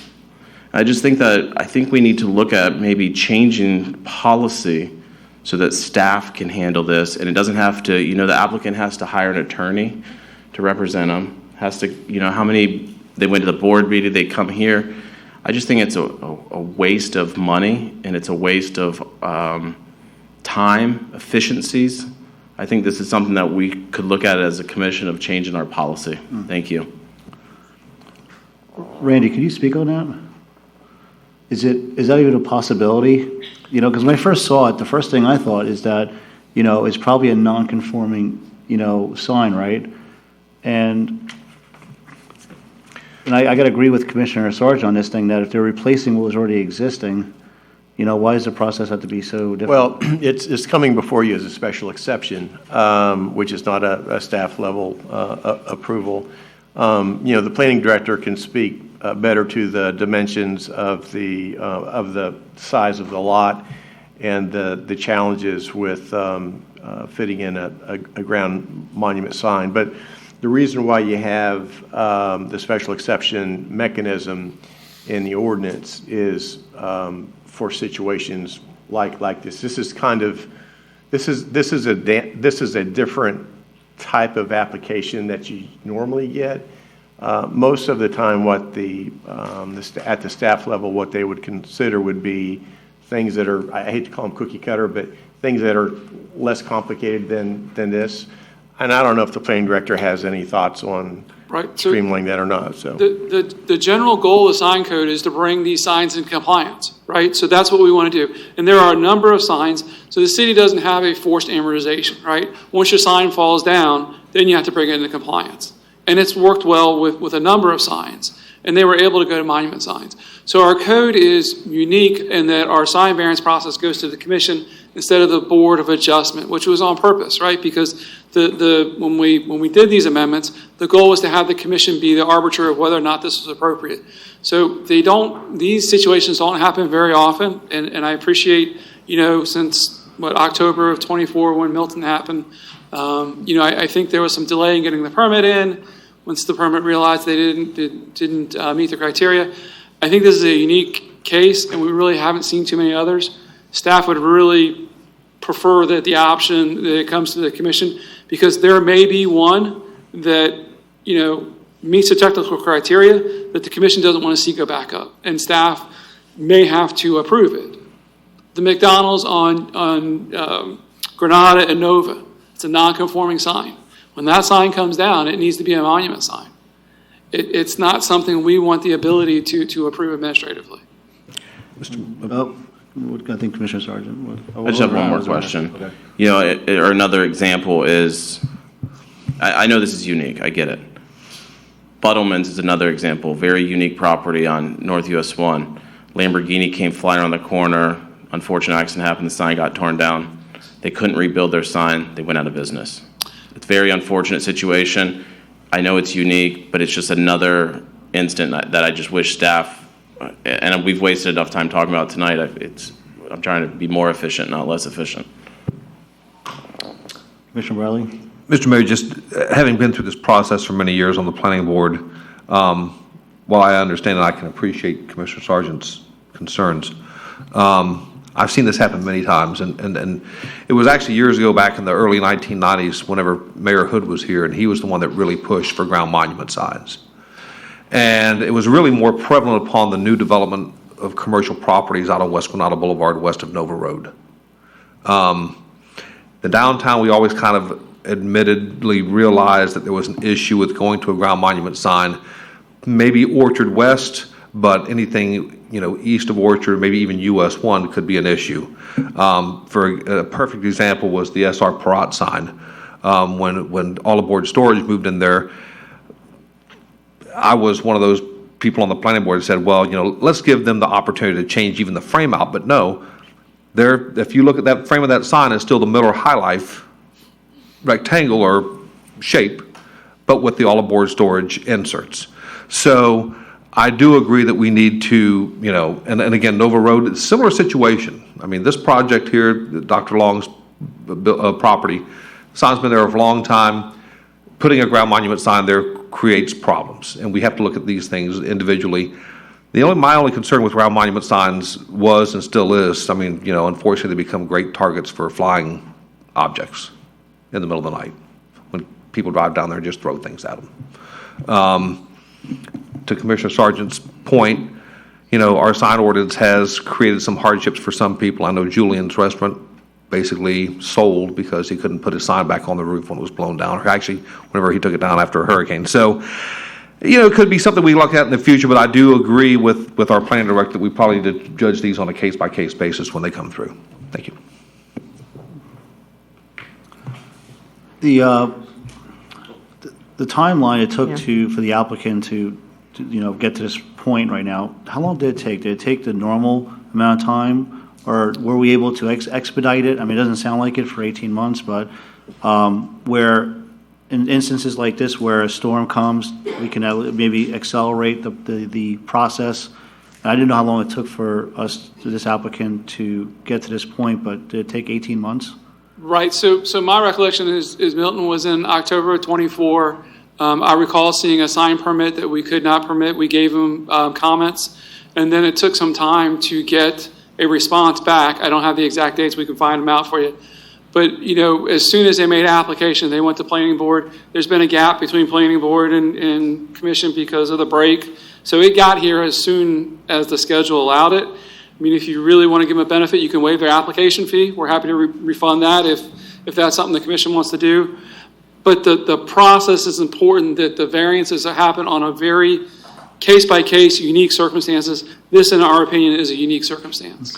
Yeah, and I agree. I agree with Commissioner Sargent here that in this instance, the business owner was affected by a hurricane, and now the sign is gone. And, maybe we should have some kind of policy in place that we can accelerate these applications so that people can get their signs back up and going. That's what it sounds like that we could be possibly doing. I don't know how the rest of the commission feels about it. Deputy Mayor? Yep, I agree. I think the process could be sped up, especially if it's a natural disaster type thing.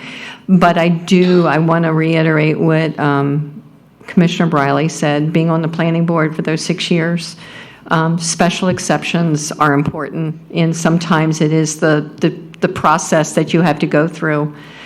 It might seem like it seems long and ridiculous, but in that process, sometimes you do catch things that you wouldn't ordinarily do if you just streamlined it through. So there is value in that, and I would not want to take away the special exception part. Agreed. I was just suggesting that maybe we can accelerate it for circumstance. Okay, thank you.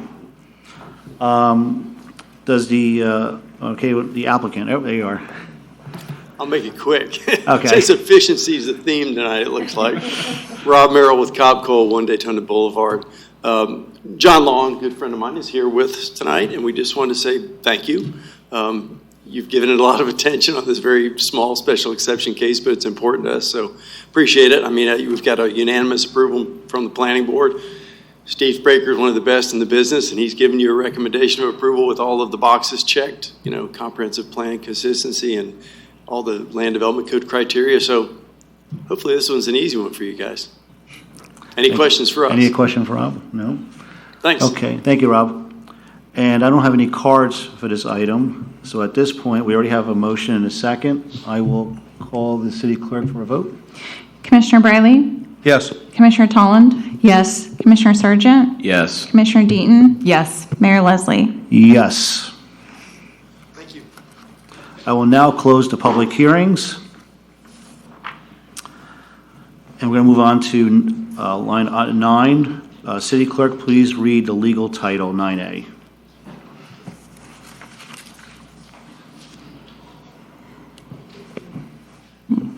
Ordinance number 2025-22, an ordinance amending section 15-3 and 15-8 of Chapter 15 Parks and Recreation of the City of Ormond Beach Code of Ordinance to provide for the regulation of vaping in parks, provide for the regulation of vaping in parks and other municipal facilities, providing for the repeal of all ordinances in conflict herewith, providing for severability, and setting forth an effective date. This is the first reading of ordinance number 2025-22, read by title only. Motion for approval? Second. City Attorney Randy, could you speak on the item? Thank you. This ordinance amends the no smoking ordinance to include vaping.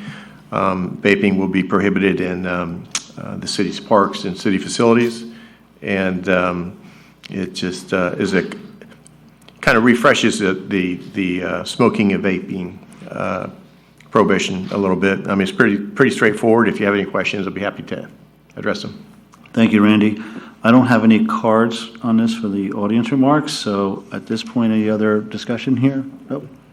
Deputy Mayor? Yeah, I just want to say thank you, Commission, for considering adding vaping to our no smoking policy in public places. And Randy, thank you to your staff for putting that in the policies. I really appreciate it. Thank you. Any other discussion? I will echo the Deputy Mayor on those comments as well. City Clerk, please call the vote. Commissioner Tolland? Yes. Commissioner Sargent? Yes. Commissioner Deaton? Yes. Commissioner Briley? Yes. Mayor Leslie? Yes. I'm going to move on to 10. Could we read 10A, City Clerk? This is a staff item. This is regarding the Florida League of Cities voting delegate. It's recommended that the City Commission designate a voting delegate for the Florida League of Cities annual conference, annual business session. That session is Saturday, August 16th, and the conference is August 14th through 16th in Orlando. Thank you, Susan. Joyce, you want to say something? So staff is just looking for the designation of the voting delegate because we have to notify the Florida League of Cities of who that will be. Okay. Well, at this time, Deputy Mayor. I was going to say, I'd love to make a nomination if it's okay. Sure. Go ahead. All right. I would love to nominate Commissioner Travis Sargent as our voting Florida League of Cities voting delegate. You are going to the conference, right? I'd second that. I was going to nominate myself, but, if Commissioner Sargent really wants to take on this role, then I will withdraw my nomination.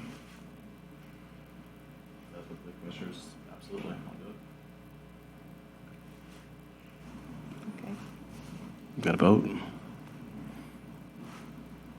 Any other discussion on this? Second? Okay. What'd you second? Your nomination? I guess. I mean, we have a nomination that you're just looking for a second, correct? Yeah, I think the nomination was Deputy did? Mayor. Okay. And then the second was it Deaton or was it, okay, Commissioner Deaton. It was Deaton. Okay. Any other discussion? Okay. I will just say real quick that, good luck on this and thank you for taking on this position. And City Clerk, please call the vote.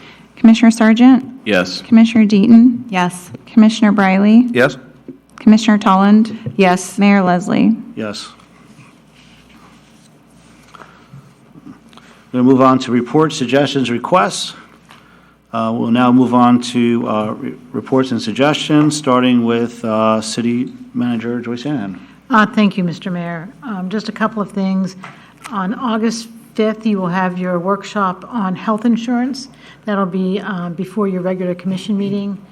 On Tuesday, August 19th, we had tentatively set that for an FDOT workshop, but I think one of those we have to come back to you with some information from the budget meeting. So we'll see how all that works out. Just wanted to let you know that Casson Park was completed, and we had a soft opening on July 4th weekend. The contractor continues to do some finishing touches while the park is available and open for the public use. A ribbon cutting ceremony is scheduled for next Wednesday, July 30th at 4:30 p.m. I think we've checked with you all about that date, so, okay. As you know, hurricane season preparedness remains ongoing. Self-serve sandbag station is opened at Nova Rec during regular operating hours, which means there's a pile of sand there. I've visited it myself. You just show your ID and get your sandbags at the inside of Nova Rec, and you can fill your sandbags and on your own. I don't know, do you have shovels there from time to time? No, not this time. We do not, but we're looking at doing a staff weekend sometime prior to. We don't like to wait until we have a declared emergency, so we're looking at coming up with a time that we can have some staff out there where we do have some shovels and can provide some assistance. One weekend coming up here, usually around the 1st of August, when we try to do that. So we'll give you plenty of notice when that is, and hopefully do more than one of those before we get to the heart of the season, which is sometime in September. So let's see. And again, there's always the residents who require sandbag distribution for persons with special needs or senior citizens are asked to pre-register with the Public Works Department through the city's website, or they can call if they have no ability to get the website. So we want to make sure that everybody that needs sandbags gets them, and if they have the inability to do that themselves, we'll be happy to help them with that. So I'm happy to answer any questions. Oh, just some announcements. Summer Sounds free concert series begins on Friday, July 25th from 6 to 8 p.m. That's always a popular event. Movies on the Halifax on August 1st at 8:30 p.m. is Inside Out 2. Inside Out 1 was very popular. The Casemen's Guild presents Signed and Delivered the Mary Catherine Goddard story on Wednesday, July 30th from 6:30 p.m. to 8:30 p.m. This is a ticketed event, so you need to contact the Casements for more information. Flag Football Youth League is open to boys and girls aged 7 to 14, and flag football is crazy popular. Practice will begin August 25th. Residents can register through August 8th, and registration fee is $71. Please contact the Parks and Recreation Department for additional information. Adult Co-ed Softball League, another really popular activity out at the sports complex, is open for fall registration through the Ormond Beach Parks and Recreation Department. The fee is $582 per team, and registration ends August 5th. Please call 386-676-3250 for more information. I appreciate your homework that you did on the budget and the smooth process that we did with that. Thank you for your leadership, and we'll get back to you on some of those other issues that you had. And I'm happy to answer any questions if you have those tonight. Any questions for the city manager? No, thank you, Joyce. Thank you. Assistant City Manager Sean Finley. Nothing further. Have a good night. Thank you, Sean. Randy? I do. Thank you, and welcome back from your vacation. It's well-deserved from staff, I'm sure, but we missed you. Speak for yourself, Randy. I was.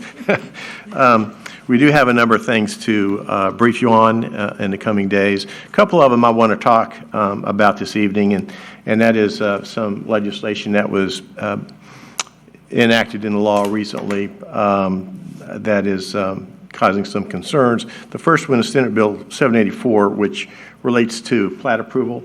That's really the lesser of the concern. The other one, the bigger one, is Senate Bill 180, and that's the one that was adopted under the guise of emergency management powers, but the footprint is much, much larger than that. So I want to spend a little bit more time talking about that this evening. But the first one, Senate Bill 784, I've gotten some questions about that, and what it does is it changes the plat approval process. And normally, what we do here in Ormond and other jurisdictions is the plat approval goes through review by the planning board and then onto the city commission. And there's a statute that kind of refines the criteria for that. And I hate to say it's kind of a check the box process, but essentially it is, because the plat follows the approval of a development order or a development application. So it's got to be consistent with the site plan that's been approved, and that has the dimensions of the lots and the road sizes and utilities and all of that. It's got to be consistent with the requirements of a section in Florida statutes.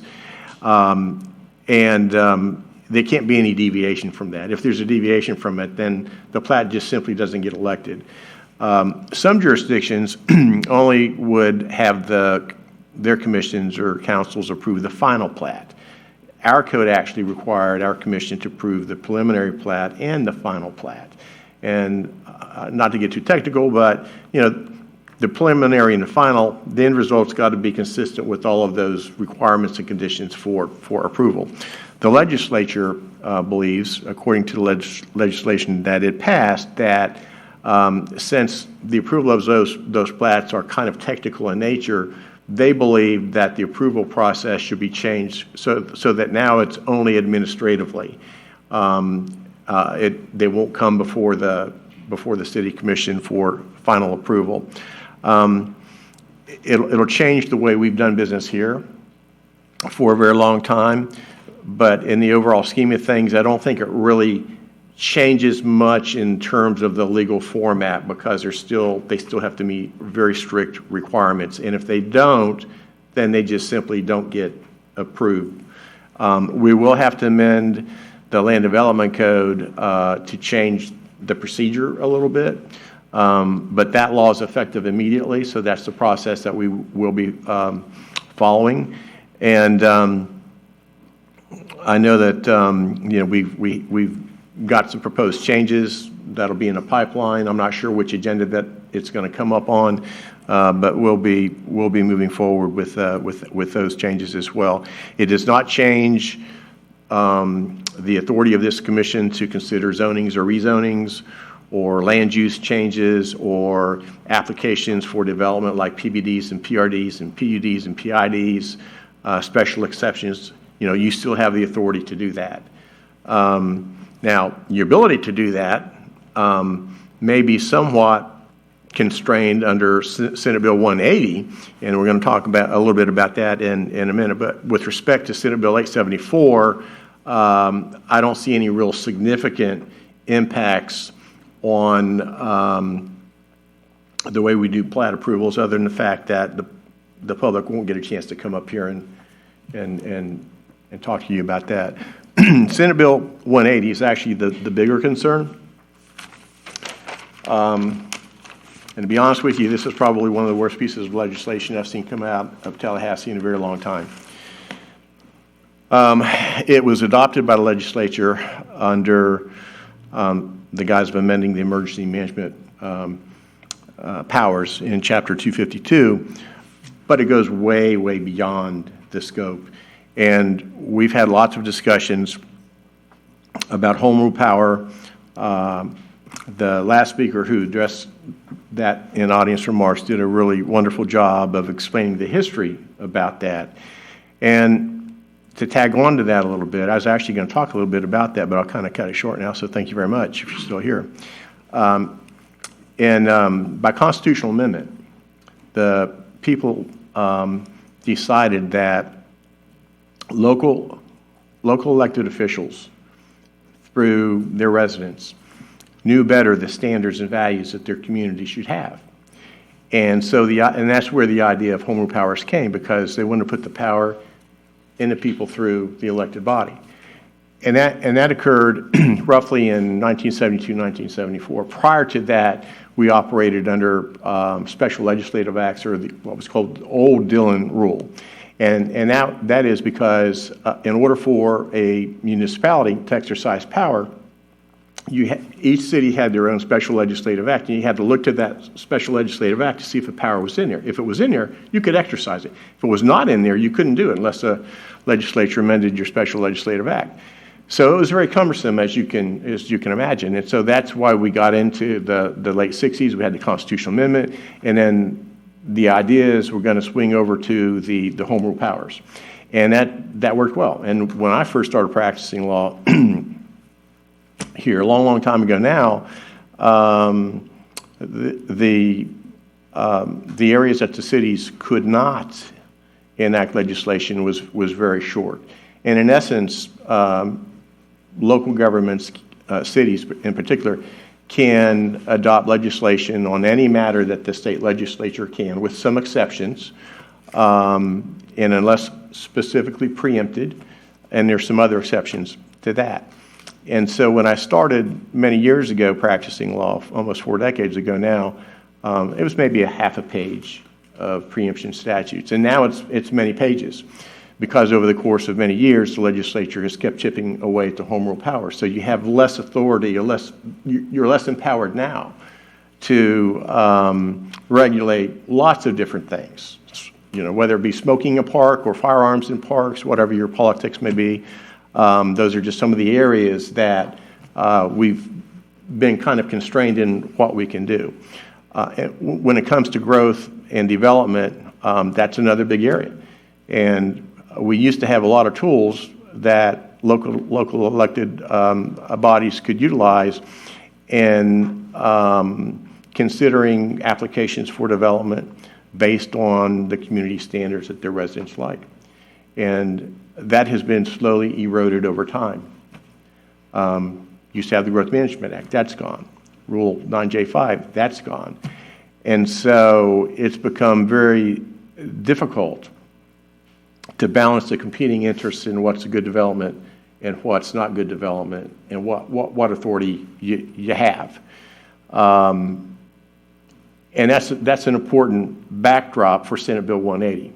Because what Senate Bill 180 does is, again, it's premised on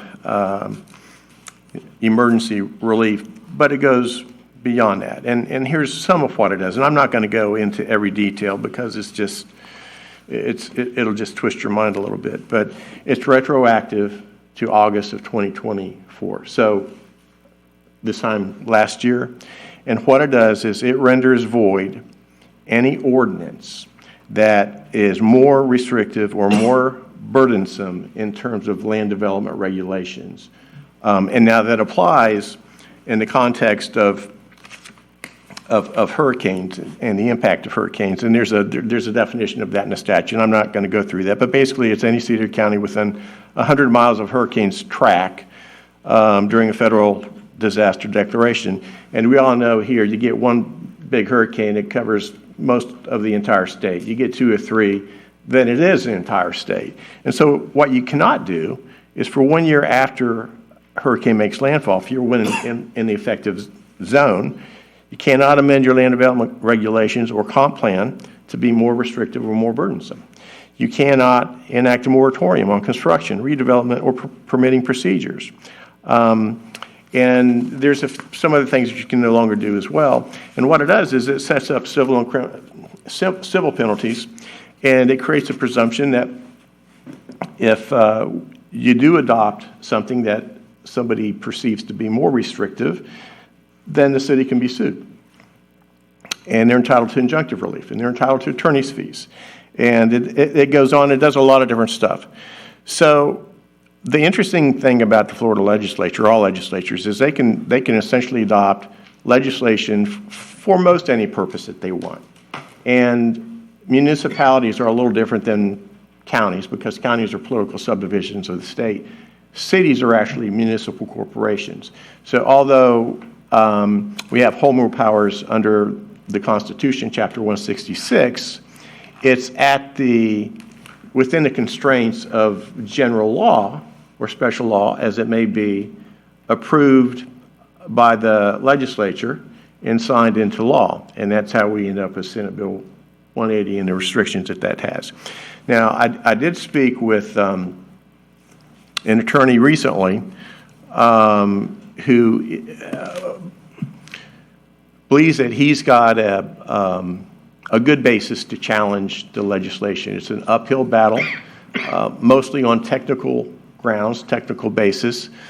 I was skeptical before I talked to him, but after I did talk to him at length for some time, I thought, well, maybe he's got a chance. Maybe he's got a pretty good shot at this. And the idea being that a lot of the defects are potentially curable if the legislature wants to go back and if the litigation is successful and if the legislature wants to go back and fix them.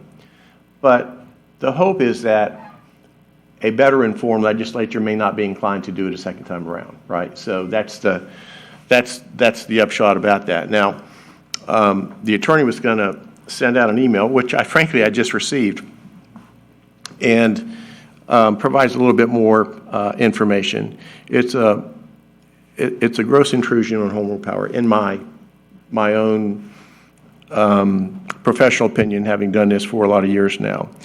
And I'm not going to get into the technical aspects of the challenge, but what the attorney what the thinking is that if he can get 40 or 50 cities and counties to join together in an effort to challenge the legislation, that there's may have a better basis for that, with the numbers, and the idea being that those that wish to participate contribute $10,000 for the litigation. I asked him about the timeline, and initially he had indicated he would like to file a complaint in August and then amend it in September, but according to the email, I think he's looking at maybe filing it in September. So there's a proposed resolution. I've just reviewed that. It's very lengthy. I'm not going to go through it. And any appeal, if successful in following any appeal, then each of the participating government agencies would contribute $5,000 for an appeal, so about $15,000 total. So those are the cost numbers. If you're interested in joining in that effort, then we can prepare this resolution and bring it back to you for consideration at the next commission meeting. Randy, is this the attorney that I sent you the lead? It is, yes. Okay. Yes. And he has he indicated what the success on this would be, and what is their goal at this point? What they're trying to do? The thing about litigation is you can never predict outcomes. I mean, that's the bottom line. And litigation is expensive. That's the other equation. And so that's where the numbers make sense. If enough local governments don't come together collectively, then it doesn't make any sense for them to go through this. But I got to tell you, I looked through the resolution, and it's put together pretty nicely. I think, as skeptical as I was, I think there's an opportunity. I'll put it that way. And I think the strategy may be trying to get a preliminary injunction based on the technicality. And this attorney does have some experience in history with doing this in other big matters, so he feels pretty confident. Is this the attorney that's also involved in the Form 6? I believe it was, yes. Okay. Yes. Jamie Cole is his name. Yeah, okay. Does the Commissioner Dean has a question? Not a question. However, if you feel optimistic about it, yes, I'm interested. Boy, that's a tough question because, the practice of law and litigation is not easy to predict. But it really depends on if you believe there's a worthwhile cause. And I do think there's a chance. How good of a chance? I don't know. It depends on a lot of things, really. I love a fight. Let's go. Okay. So how does the rest of the commission feel about it? Oh, Debbie, maybe you have a question?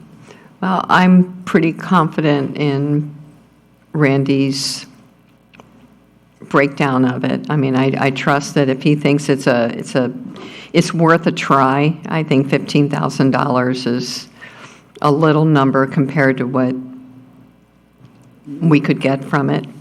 I do have a question, though, and this because I'm selfishly thinking about the native plant ordinances. Is that considered overly burdensome? Would that be retroactive? Well, would that be considered one of those that they would take away? That's a darn good question, and there's a lot we don't know. But I can tell you this: the way that this law is set up is All it takes is for somebody that believes that what has been adopted is burdensome or overly restrictive, and they give us written notice of their position, and then we have 14 days to withdraw it or repeal the ordinance, and then everything's fine. And if that doesn't happen, then they can file suit, and they are entitled, which is pretty big, to injunctive relief to prevent us from enforcing it. So there's a lot that's wrong with this. So I guess the answer to Commissioner Deaton's question too is, these the potential defects have been identified. They're all curable, but the question is maybe they won't. And then the other thing, when you understand the real practical impacts of intrusion on home rule powers, right? And then the other thing too is, what do you have to lose? I mean, otherwise you're going to have to comply with it. So How do we know how many cities will be, I mean, is this $10,000 based on so many cities, or is it just a flat rate, no matter if they have 2 cities or 100 cities? Well, they would like to get as many as they can, obviously. I don't know how many they have. I will certainly let him know that our commission is interested if that's what you decide to do. Mm-hmm. And we will have a good working relationship, so we will be working with them. And as additional clients come into the participation group, then we'll be able to update you and keep you briefed and informed. So, do we have a consensus here then that we want to vote? I agree with everything you said. I think it's very intrusive. I need more information before I start spending more on legal and going down that road. I just need more. I'm not a no, but I just need to know more who's joining in, and I can get with you later this week, because I just... Yeah, 5,000 turns into 10,000, 20,000, 100,000, and then we don't get anywhere. So yeah, I'll get a list of clients that he may currently have. The resolution sets the limit. The limit is 10 and 5. 10 for the litigation, 5 for any appeal, if there is an appeal. So that's the limit. There's no more than that. But there's a lot packed into the resolution. I'll prepare it, I'll put it on the agenda, you can go through it, and then if you have any questions, we can talk about it. But, it's hard having a conversation when I don't have anything in writing to share with you. But, these issues have been, they've been out there for a little while now, and I know a lot of people are concerned with that, so. Commissioner Bradley. Yeah, Randy, is this why cities like Edgewater, Deltona, and Palm Coast basically had their moratoriums on development rescinded because of Senate Bill 180? Because I know, for instance, Edgewater had put a moratorium on development because of flooding, and I think a lot of that was because of Hurricane Milton. I know Deltona was looking at stopping it just to prevent any future flooding, and I think Palm Coast was the same way. And on top of that, I guess my other question would be, it's my understanding that some jurisdictions in Volusia County are actually reviewing what stormwater policies they want to put into place because of Senate Bill 180. Yeah, I mean this new law is a big problem. It's retroactive, which means that you got to do a 12-month look back, and then you've got to evaluate everything that on your plan in the pipeline now, and then you've got to be able to plan down the line for the next what if, and it's gonna cause a lot of major problems. Now I will say this: tomorrow I'm going to leave to go to the FMA seminar, the annual seminar that we go to for city attorneys. It gives me a lot of my continuing CLE credits that I got to do for the Florida Bar. This is going to be a huge topic down there. So I'm confident that when I come back, I'll have more information to share from that conference. Now, I do know that Mr. Cole is not going to be attending the seminar this year. Don't know why. Maybe it may be this reason. I don't know. But it's going to be a topic of discussion. No question about it. So I'd be shocked if it's not. Affect any of our stormwater policies that we're looking at possibly putting into play? I think, like Randy said, it's kind of hard to say.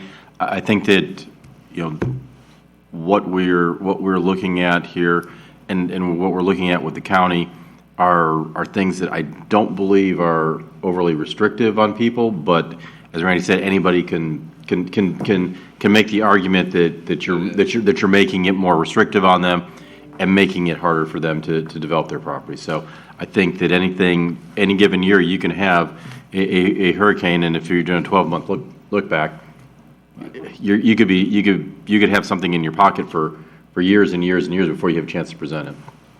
And once you have the next event, the clock resets. Exactly. Randy, I'll just say thank you for bringing that to the commission tonight about the conversation with the attorney. And it looks like we all were wondering about what this is about, and you'll come back to us, right, with more information? Yeah, we'll work it up. I'll get as much information from Mr. Cole on the client list and bring a resolution back to you. And it's, we'll just see where it goes. Thank you. Any other comments? No. Okay, this evening we'll begin with Commissioner Deaton. Thank you. I hope everyone had a nice summer break. Let's jump to it. Some of this is going to echo on what Randy just stated. Last week, Senate Bills 180 and 784 were passed. I know there is concern, as I have concerns as well. Senate Bill 784 requires local government to administratively review, process, and approve or deny plat and replat submittals without any action from us, the City Commission. This essentially removes elected officials from the process and transfers the authority to administrative staff. Senate Bill 180 will also offer hurdles. In my opinion, it strips away a critical safeguard, the oversight of those elected to represent you, the residents, and furthermore provides developers with fewer guardrails. With that being said, please note that I do not want to Daytona our Ormond Beach. Ormond Beach has a growth rate of less than 1% year over year, and I wanted to keep it that way. Ormond Beach is my home. It's where I was born and raised.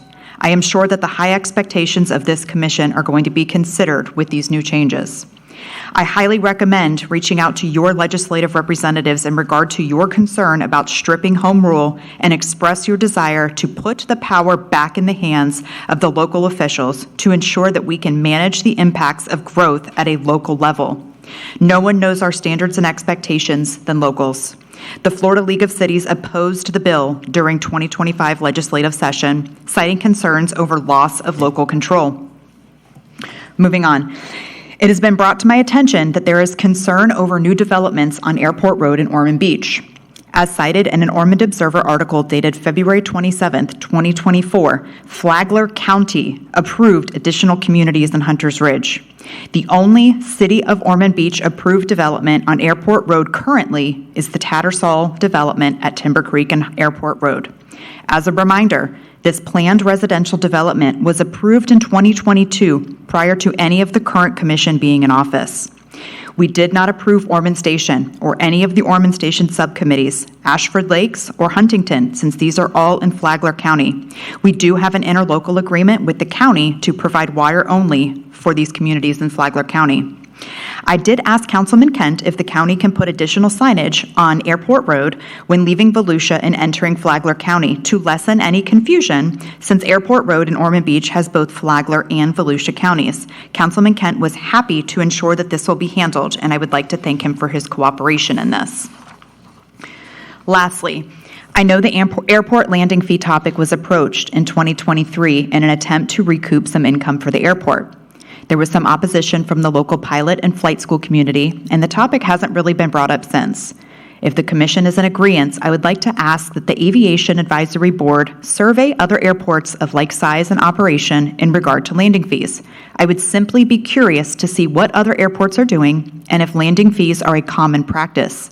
I would also like to know if there is a lower landing fee for touch and goes, such as with flight school operations, or if landing fees are simply based on the weight and size of the aircraft. That's all. Have a good night. Thank you, Commissioner Deaton. Commissioner Briley? Do you need any, I would Oh, just like to respond to her, if it's okay. Yeah, we'll back up for a second here. Let's discuss that real quick, because that's an important topic. Yeah, I think the Airport Advisory Board would be a great place to have them do some research. I certainly wouldn't want to ask staff to do that, but I think the advisory board's the appropriate place, and I would love to hear what they come up with. Yeah, I say let's utilize these advisory boards where we have trusted people in place. Staff, can we do that? Okay. That is what was supposed to be kicked back last year when I brought it up. All right. Sorry about that, Commissioner Deaton. Commissioner Briley. In the interest of time, I'll keep it very short. I don't have anything except I will just touch on what Commissioner Deaton said. There is unfortunately a lot of confusion sometimes when you hear about Ormond Beach, because the Flagler, a lot, I shouldn't say all, but quite a bit of the Flagler County portion of Hunter's Ridge has an Ormond Beach address. Outside of our jurisdiction, it still has the Ormond Beach address, but it is in Flagler County. That's all. Thank you. Thank you, Commissioner Briley. Deputy Mayor Tolland. Thank you very much. And I'm thankful for the break, but I am glad to be back. Regarding the budget, I just want to tell the staff I appreciate all their effort, particularly Kelly McGuire and Chris Bile and the Budget Advisory Board. They did a really good job working on the budget that addressed all our capital improvement projects and our commitment to public safety, our infrastructure, resiliency, and community enhancement. So I just want to say thank you. And I appreciate the commission and mayor for the great dialogue during the budget workshop. It's really awesome to hear the dialogue going back and forth with all the creative ideas. And at the end of the day, we still come up with an answer. So it was great. As far as that overdevelopment, I just wanted to just add that in 2022, we had 20, that's not right. Anyway, my numbers are off, but I typed it wrong, but I know the net between 2022 and 2025 is we grew 998 Can I help you out? people. Yes, please do. 376 people a year. Yes, so for those 3 years, 998 was our total population in Ormond Beach. So I just wanted to make that statement. Thank you. And your iPhone. I also want to send out some kudos to the planning boards. Particularly, I want to shout out to Doug Thomas for championing the Walmart upgrades. The facade will be consistent with the quality that we expect in Ormond Beach. And the landscaping will be attractive and will be safer, and will help keep the homeless population out in that area. And I know Officer Roos was critical with addressing those issues, so I just want to thank all of those folks. I do want to commend, and I was hoping that we would end this meeting when it was still light out, but it's not. I wanted everybody to look over at Casson Park and see all those beautiful native trees and a beautiful park, a beautiful bait shop. It's just, I am so excited about it. Coleman Goodamote worked tirelessly. They opened ahead of schedule, and I'm just thrilled with the whole thing. So thank you all. I also want to congratulate the police force for welcoming 3 new officers to their family. I appreciate the efforts of Officer Rossi and Brennan for cultivating new hires and to fill out the vacancies. And I know it was mentioned in our workshop that we are just about full, and just so blessed. And that really is kudos to this staff and for this commission for putting their money into the police force. And the only question I have, and Sean, this is kind of for you. So when we are repairing the infrastructure on Riverside Drive, we have to put up some roadblocks to stop through traffic. Is there any way we could consider putting that roadblock on Granada to kind of stop the through traffic and kind of look at that as a trial to see how that would affect the residents to decrease through traffic? I think that would be a good idea here. We've been looking at that option. You know, there's a lot of events that occur at the casements these days, and we're looking at putting together a plan to potentially eliminate traffic through there from a safety standpoint. This would be a good opportunity to try that. So, what we can do, because we did get an approval from you all to do the closures of Riverside Drive. What we can do, to amend that, we can bring back to you what shows an amended closing it at Granada Boulevard for the duration of that to see about. And that could be a great trial period and just see how it works. If the commission is agreement, I think that would be amazing, a good idea. The only thing I'd caution you is because it does have a connection to Granada Boulevard, we'll need to get that approved through FDOT. So I'll reach out to FDOT and gauge their temperature on us doing that. Okay.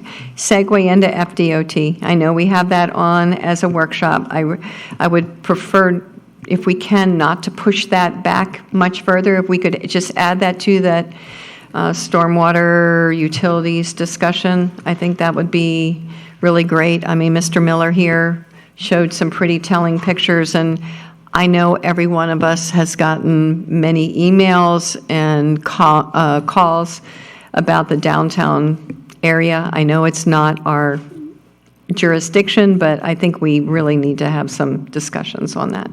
So, and that's the end of my report. Everybody have a good night. Thank you, Deputy Mayor. Commissioner Sargent. Thank you, Mr. Mayor. Wow, it's a long meeting. July 4th celebration was awesome. Staff, Robert Carolyn, everyone does an amazing job. Next year, we'll be celebrating 250th anniversary. I think we should do something really special. I think we should probably form a committee, and I think we need to make it as patriotic as it probably should be every year, but extra special next year. I think we should line Granada with flags on every pole possible. I think we just need to get I would like a committee, hopefully, maybe Leisure Services, Parks and Rec can look into maybe getting a committee with residents and start doing some brainstorming and planning, because I think we need to make it more special than it's ever been. I'm just going to jump in there for a second, Commissioner Sargent, and agree with you. It is the 250th birthday of this country. It's a great nation, and I think that would be a great thing to do. So I'm all on board for that too as well.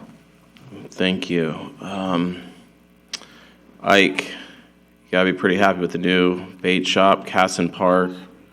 As you said, Robbie Coleman knocked it out of the park. I mean, I hear it every day from residents that walk North Beach Street to the beach, and they always stop at Ike's for water or collard greens or something else, smoked fish dip. That is just a generational jewel that we created over there. And for boaters, walkers, all residents can really enjoy it. I do have one question for staff on this. When you go to boat ramps, almost every bait shop is able to sell beer and wine. Is that a policy change that we need to make or bring forward to, Randy's leaning in, to allow Mr. Leary or whoever is operating that bait shop to sell beer and wine? Well, you have an ordinance that prohibits that in your public parks. So we would need to look at the ordinance for that park and other parks. Now, you do allow the sale and consumption of alcohol in other facilities, PAC, for instance, Rockefeller. So we'd have to find a solution and then fit it into the ordinance for an ordinance change. So that's the answer to your question is, yeah, we'll look at it, if that helps. Is everyone willing to have staff look at this? I would. I'm on board with that. Yep. Thank you. Another question. When will video be going live for our meetings? Do we have a time frame yet? It's live now as well. Video to go live stream. We were going to test that today, but we haven't. We pushed that back, so hopefully sometime in September. And also an update on the website. Is that coming along. I know it's very tedious to scan everything in, and I'll get you an update. thank you. Kelly and Chris, they left, but we have great staff that does an amazing job with the budget and helps really guide us all through it and understand it. And this city's about as transparent as you can be. When you go on the website, you can download the full checkbook if you want. I don't know what more you could really want. You can see what everything is allocated towards. So thank you to staff. It's really just great. But I would like to read, because I heard it tonight, that we have really big gaps in our budget, what we budget in our actuals. And I'd just like to put it in context so everyone can understand why there are millions of dollars of gaps that just aren't in the funds or sitting, not doing anything or in someone's pocket. So just the primary reason for the gaps in budgeted versus actuals are as follows. Capital projects are budgeted, but the funding wasn't fully expanded by the end of the year. This occurs when projects are started later in the year or construction time exceeds 12 months. Planned additions to contingencies for use in a future year. While a budget for this, since revenues and expenses have to equal zero, the funds simply don't drop into a fund balance. This primarily occurs in our impact fees funds, where they accumulated several years' worth of revenue and then apply to a high-cost construction projects. So that's why there's big gaps in what's budgeted versus what's actual. So I just wanted to clarify that because I know there was a resident that kind of brought that up. So with that, I'll say goodnight. Thank you, Commissioner Sargent. It's good to be back. It was a nice break, so I hope everybody here at the dais had a nice break as well. I'd like to thank the organizers for the International Day Festival. This was a new event that came into town, and it was a success.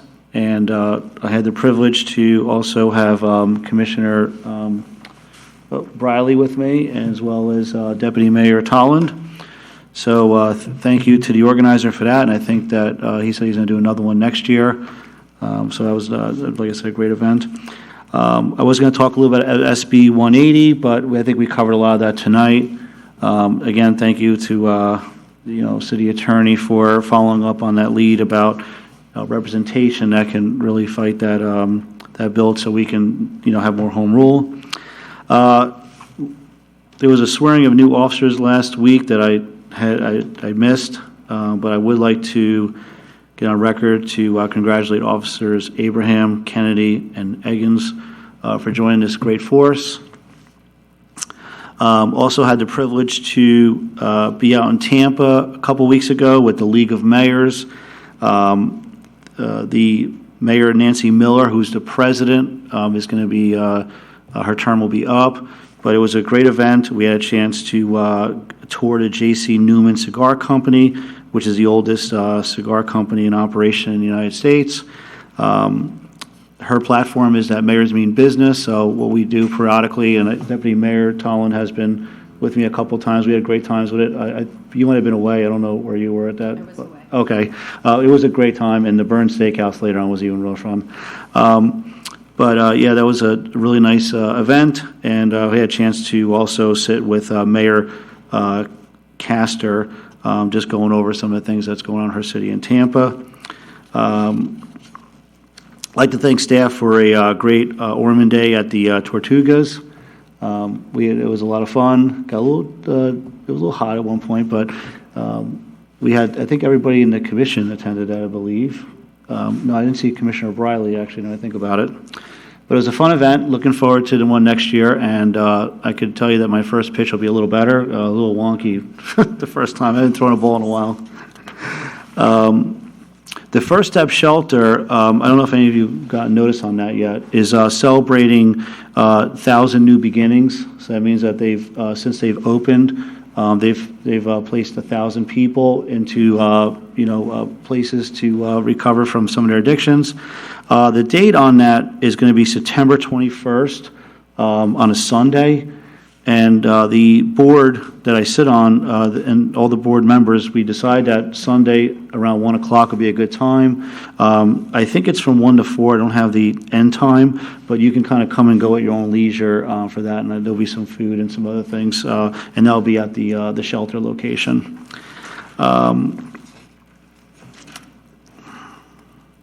The 4th of July was a great event. It was a great celebration with a lot of people out. And I agree with Commissioner Sargent that it is a 250th anniversary of our country, and we should really make this a big celebration, and hopefully staff will come and, with a nice celebration here. Sorry, I'm a little tired. I was traveling yesterday. I got in like 2 in the morning. Well, with that, though, I will adjourn the meeting, and everyone have a good night.